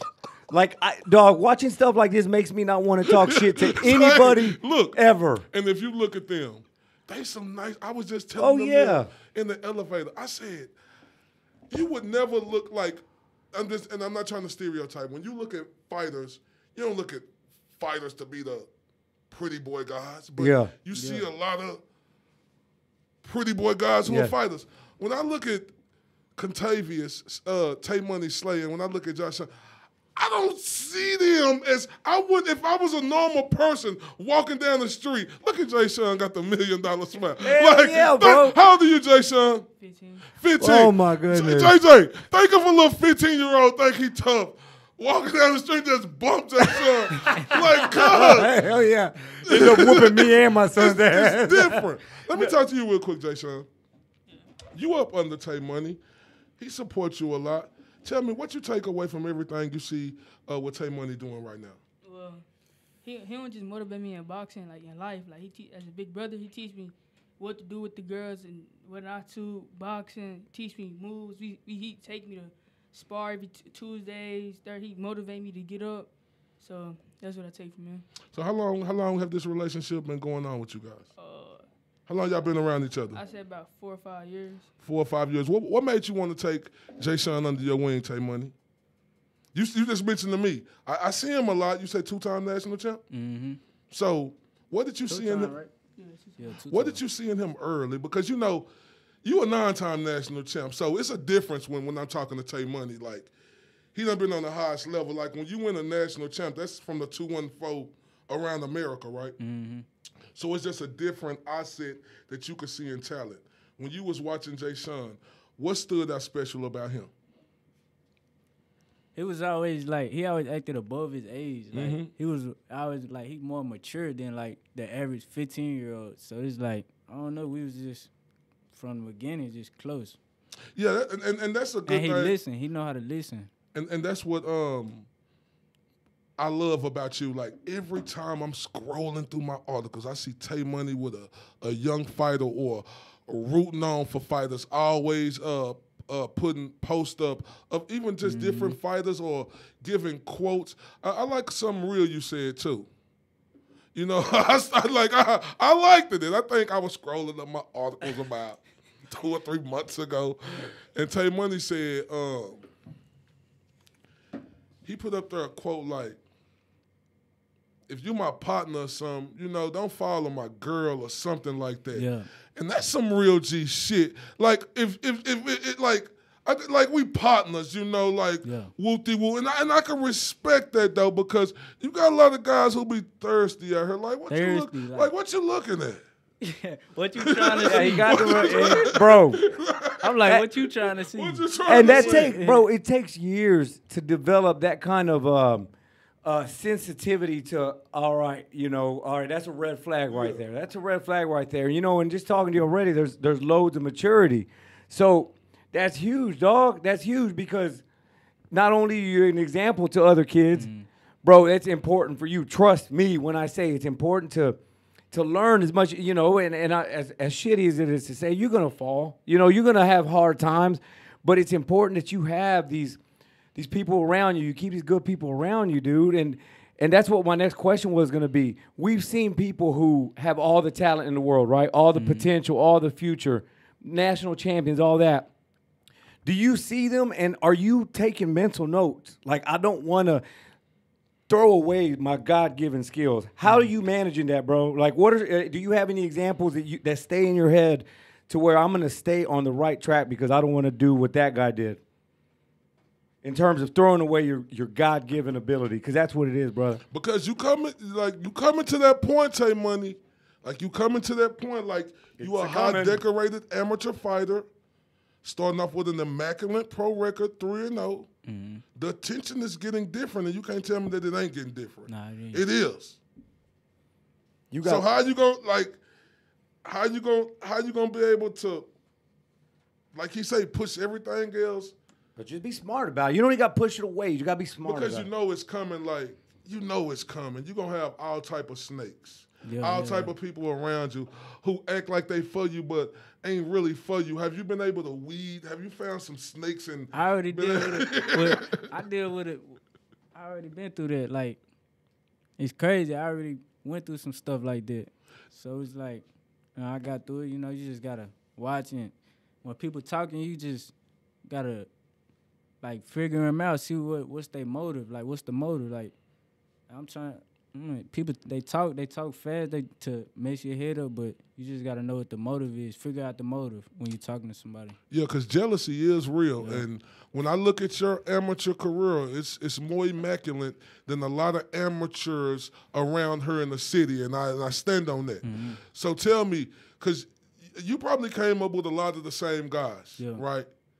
Have you seen a lot of the same guys act different because they ain't make it to your level or at the level you're at right now where we was in Las Vegas. Yeah. We didn't bring you up. The Boxing Voice. 100% facts, bro. Danny. 100% facts. They said, what's up with Kentavias Slay?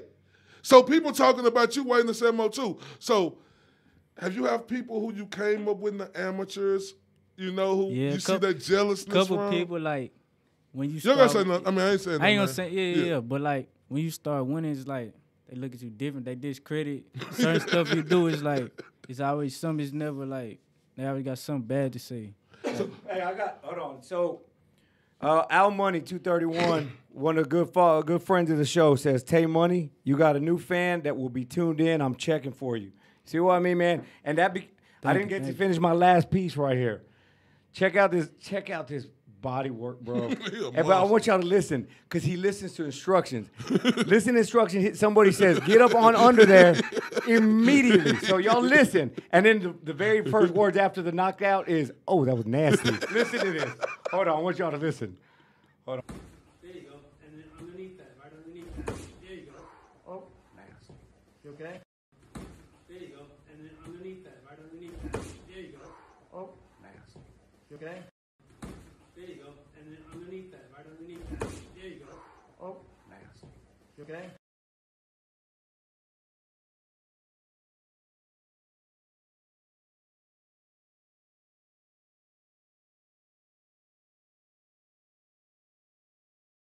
Takes to land that shot is you listening, man. You're listening. You're coachable, which is huge.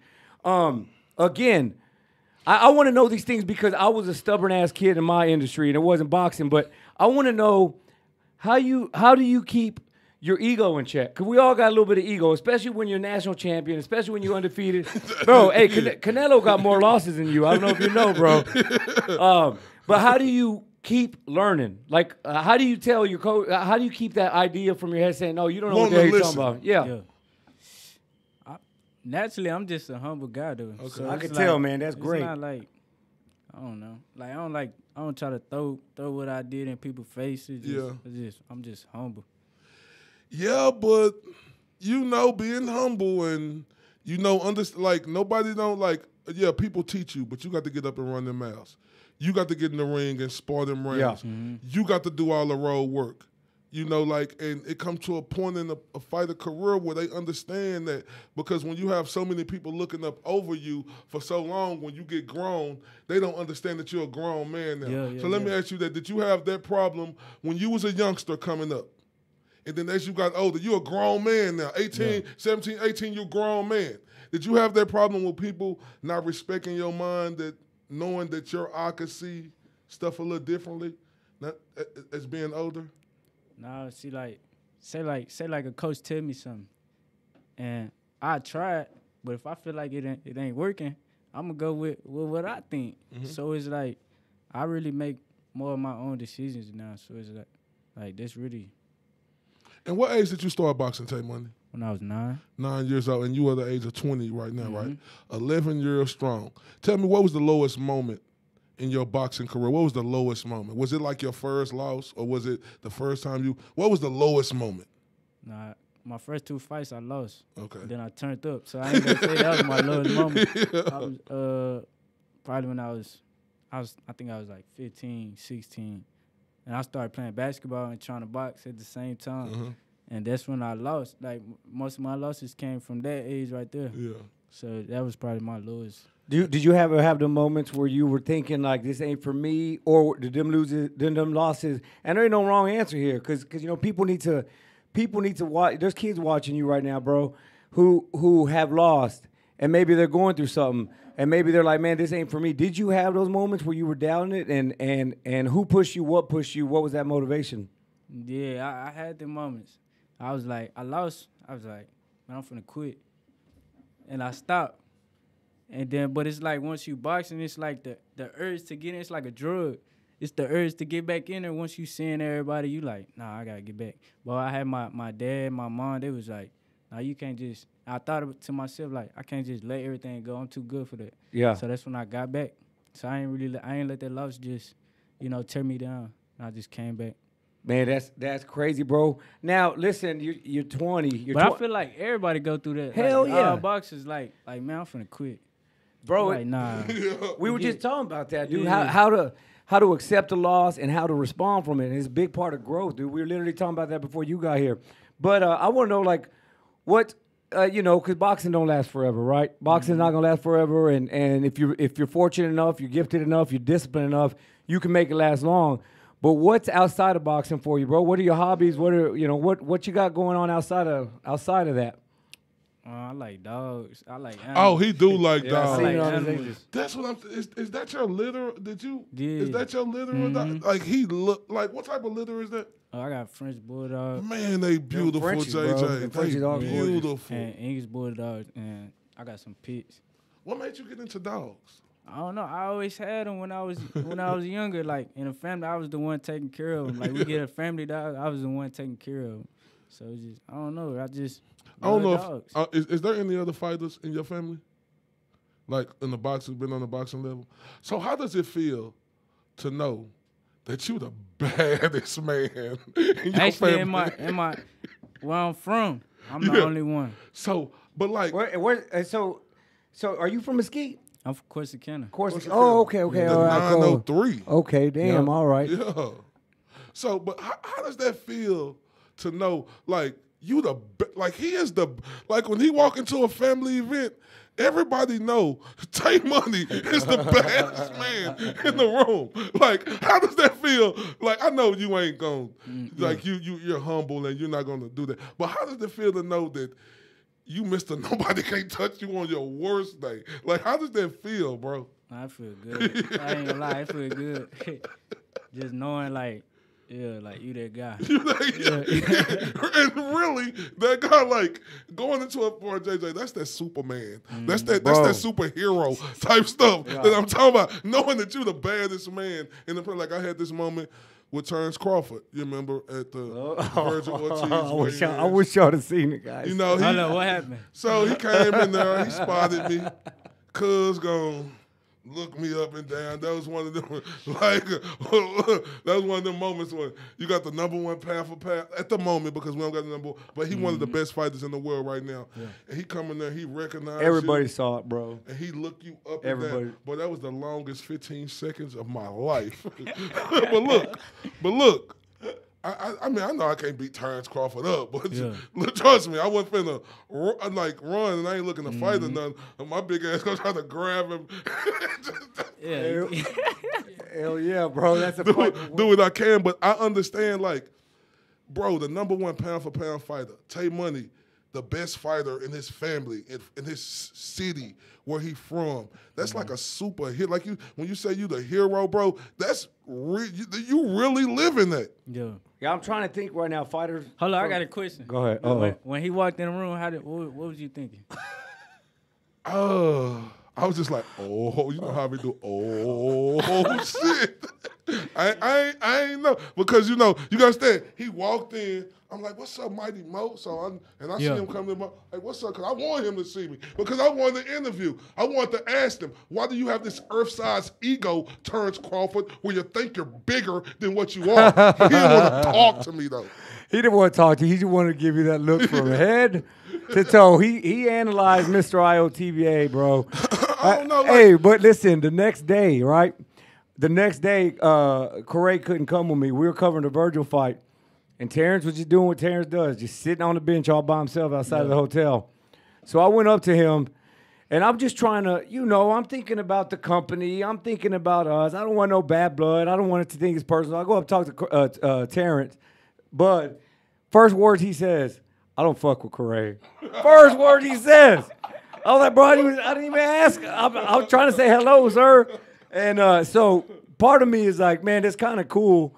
But man, and at the end of the day, dog, it's just like, man, we get criticized for calling it like we see it, bro. Like, damn, I think Terrence Crawford a hell of a fighter. Corey does too. We had him #1 on our pound for pound. I do. But I guess I got a certain you tone. think you got a little tone, don't you? I know how to ruffle. How long y'all been following this guy? How long you know Corey? How old was you, Taae Money? Like you was like I was like a baby. He was like a.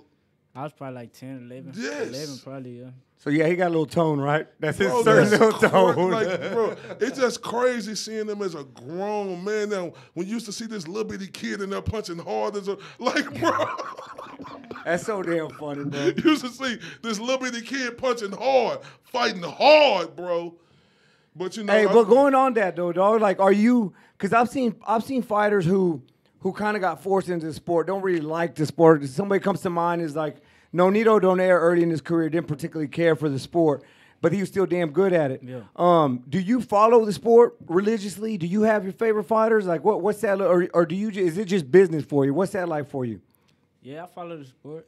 I got this couple fighters I like. Yeah. Have you seen our pound for pound list? And what are your thoughts about it? I actually like this our pound for pound list. You hear that? I think it was one of the most accurate. You hear that? I liked that. Yeah, he liked our pound for pound list. Straight from the horse's mouth, man. Anything that stood out where you'd be like, no, that needs to get fixed. What? Hold up, can y'all pull it up right quick? Yeah, we'll pull it up. I remember quick. seeing, I'm like, yeah. Yeah, I'm gonna pull it up real quick. But before we pull it up, I know you said basketball was that was. Yeah. Tell me, be honest with me. Did you love basketball more than boxing at one point? At one point, yeah. At one point, when it's like you want to be a hooper. I was like, man, I'm trying to play basketball. So let me ask you this though: when did you know that you was the truth? in boxing? Like, you know you got to go through your trials and tribulations, but what age did you know that you was the truth? When you be like, oh, wait, I got some. When you was looking at yourself in the mirror and was like, I'm the truth. Like, what age was that? I'm like, see, like, Jay, I ain't gonna lie to you. My second year doing radio, I told him, I'm Mr. D boy, can't touch me on my worst day. I knew I was that guy. Yeah. Like, the second year I knew I was that guy. Like, I knew it and still know that I was that guy because there ain't nobody who could circulate from the 214 to across the pond and go to any arena and don't get recognized like Mr. 214 and our TBA do. But what age did you know that you was that guy? I think I was like 10 or 11. And I fought at this national tournament, and it was. I think I was like, I don't know. It was like my first open. I fought at a tournament, right? Mm-hmm. And me and this kid was like, they was like saying like he had like 50 belts and he was like 60-2, stuff like that. He won like 40 fights in a row. And I'm a kid. And we fought. He was crying. He really mentally he quit. Like, but they was like making bets like, he gonna stop. They was saying he was gonna stop me and stuff. Ooh. And when I beat him, it was like, man, this what they was talking about. And I just, so that's when I knew I was like 11. So was that always in you? You were 11? I was 11. Bro, kids are watching. That's crazy, bro. 11 years old to have that fight. That's why I told you it takes a crazy ass, almost a psychopath, bro, to sign up to do what y'all do.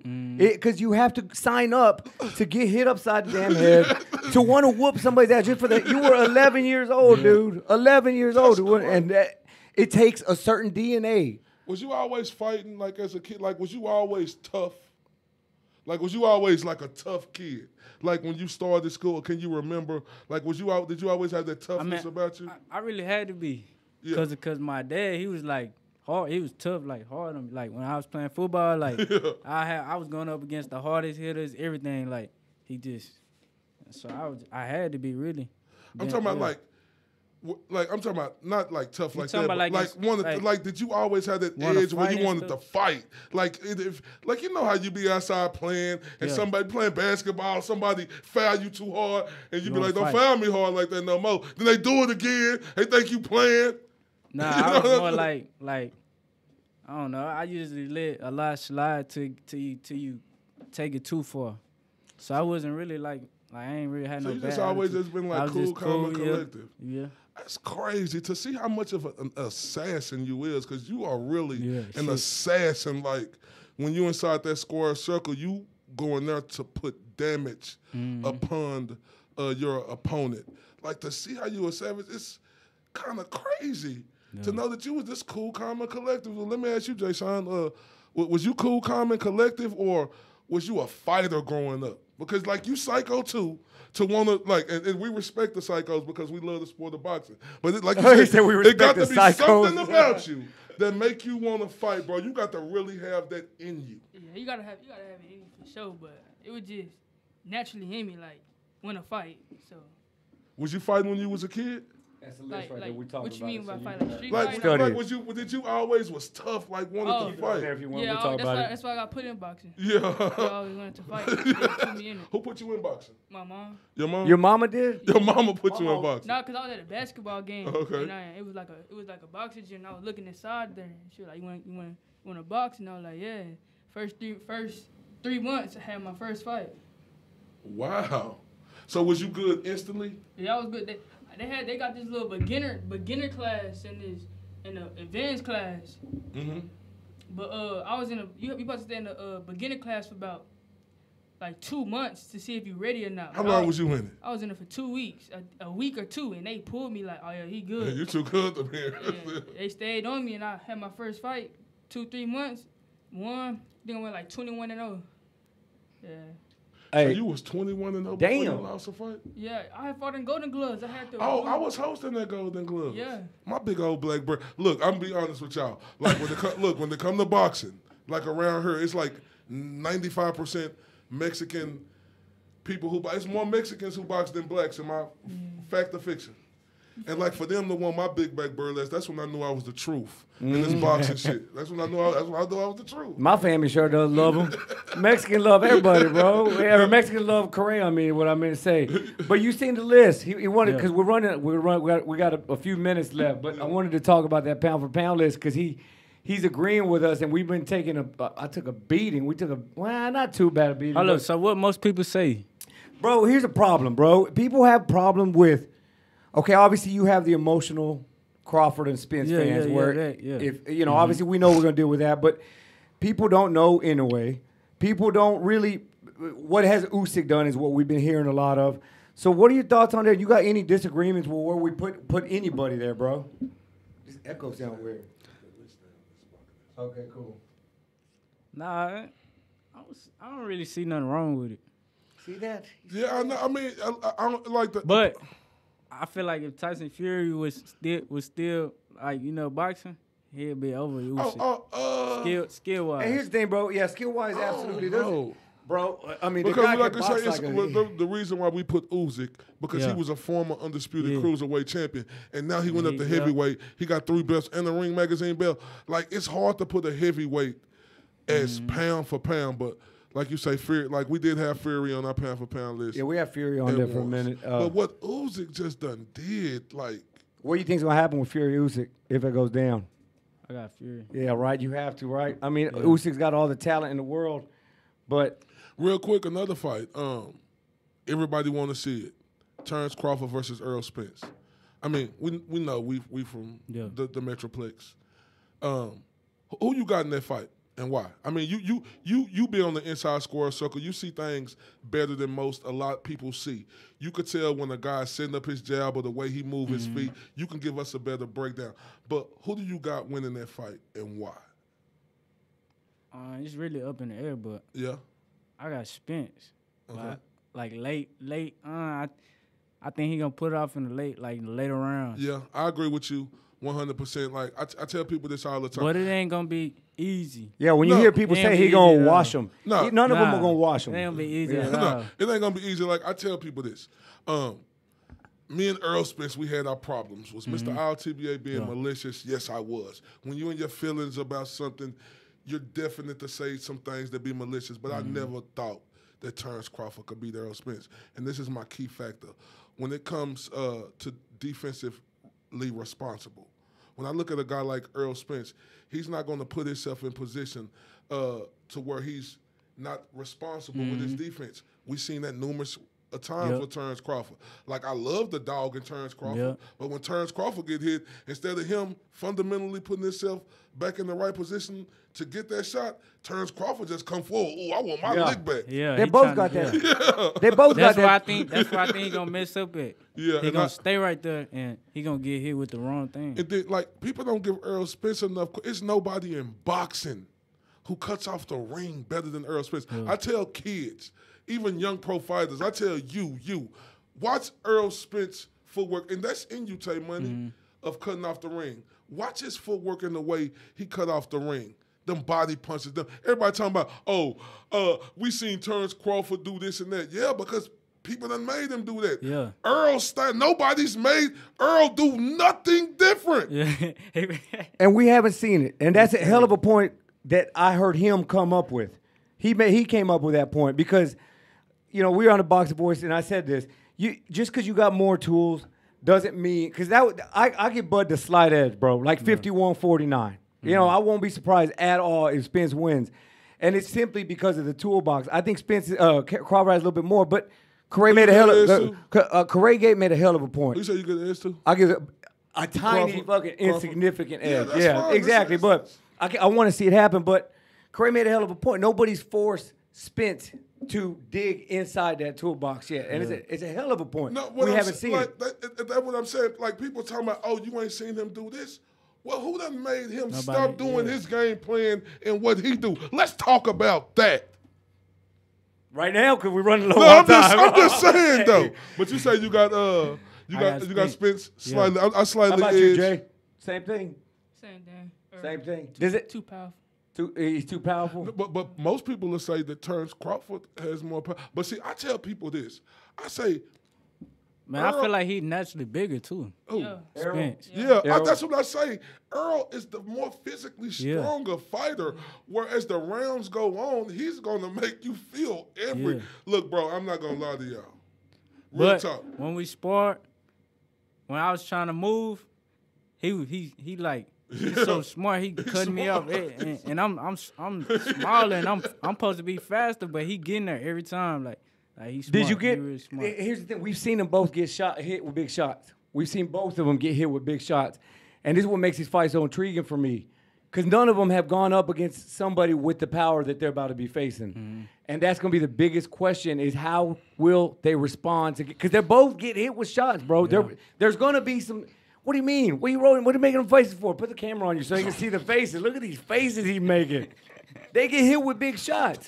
Oh, now you sound like one of the guys we were talking about yesterday. Oh, we see Errol Spence get hit with a shot.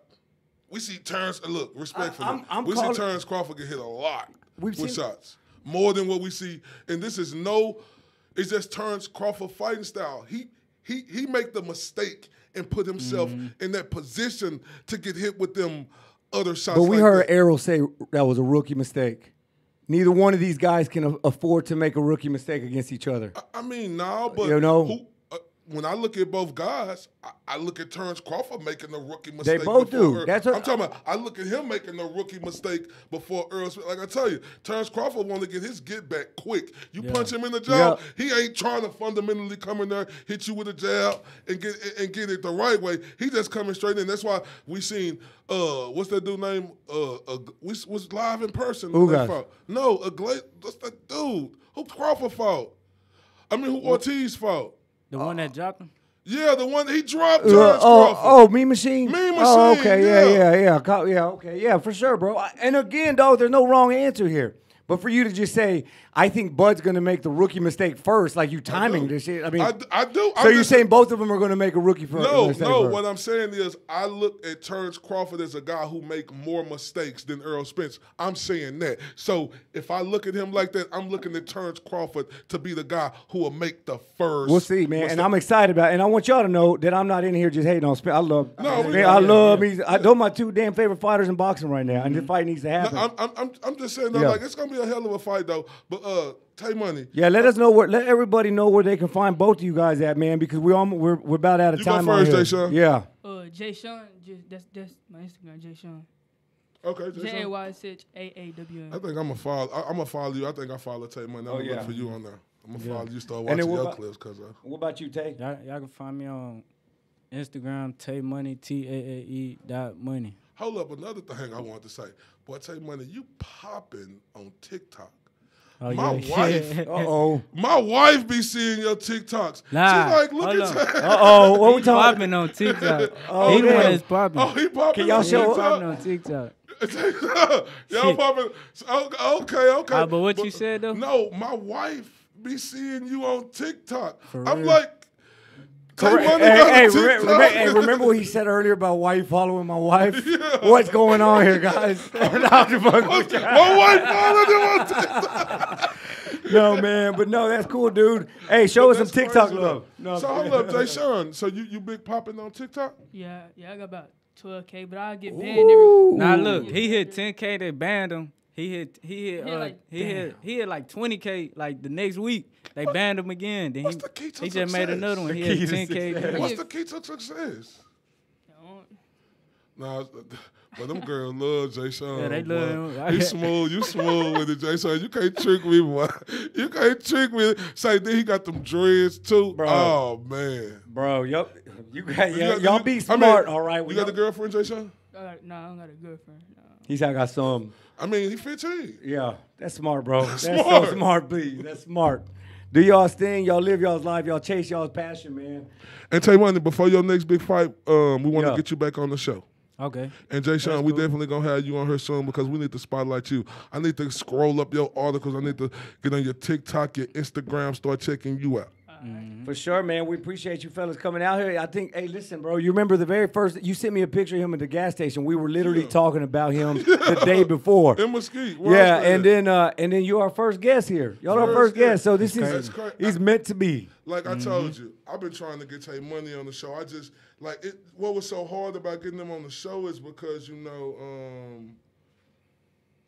the way we were the studio, Yeah, we studio was was in a little weird Mansfield. set up. Now we got our studio in downtown Dallas, a beautiful spot. Yeah, y'all came a long way. Yeah, yes, sir. And we want to showcase you continuously going forward. You, Jay Sean, anybody else that you got up under you. We want to bring them on here and give them the type of spotlight they need because we got a lot of people. Shout out to our sponsors, KO Therapeutic. If it wasn't for KO Therapeutic, we wouldn't be able to do what we do.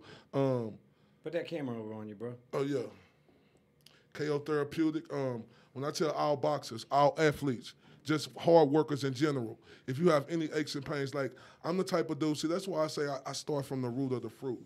I want the type of guy who just want to see all these gods glitz and gleam. I want like all these other we sure wasn't seeing Floyd last night. media around here. You know, a lot of, and in respect to them, Yeah, you know, for sure. They show up to when the stars at night are big and bright. I was the guy going in the trenches, going to all these amateur tournaments. And when I speak on amateur tournaments, this is, I advise everybody who in the business of amateur fighting, y'all need to go to KO Therapeutic, especially you, Jay Sean. You need to tell your people about this because you've been in events where you got to go 2 and 3 days and rubbing this stuff on you will bring that feeling back to you. I don't know, did we have anybody, can we give this away to? Yeah, bro, go for it. Yeah. So we'll get you one next time you're on the show. But Taae Money, we want to get this to you now. We want you to use this after your workout, and we want you to be a living testimony, you know, of a pain, just roll it on. It's a pain relief. It helps you just like an ice bath. I don't know if y'all ever been in ice baths, but you get in ice baths and whoop-de-whoop, and you come back from that, it's a pain relief. So thank you for coming on the show, man. Appreciate you guys, man. But yeah, we're out of here. You guys give Taae and Jay some love on social media. Follow these guys. We appreciate y'all tuning in, and we appreciate you guys coming out, man. I know it's late and middle of the week, but we appreciate you guys, and we look forward to all y'all's growth, fellas. Appreciate you guys. All right, thank you. Thank you for Peace. It's Ray Bradshaw, Mr. RTBA. Mr. These boys can't touch me on my worst day. And this is JJ Solomon. And this is the Spit Bucket Podcast.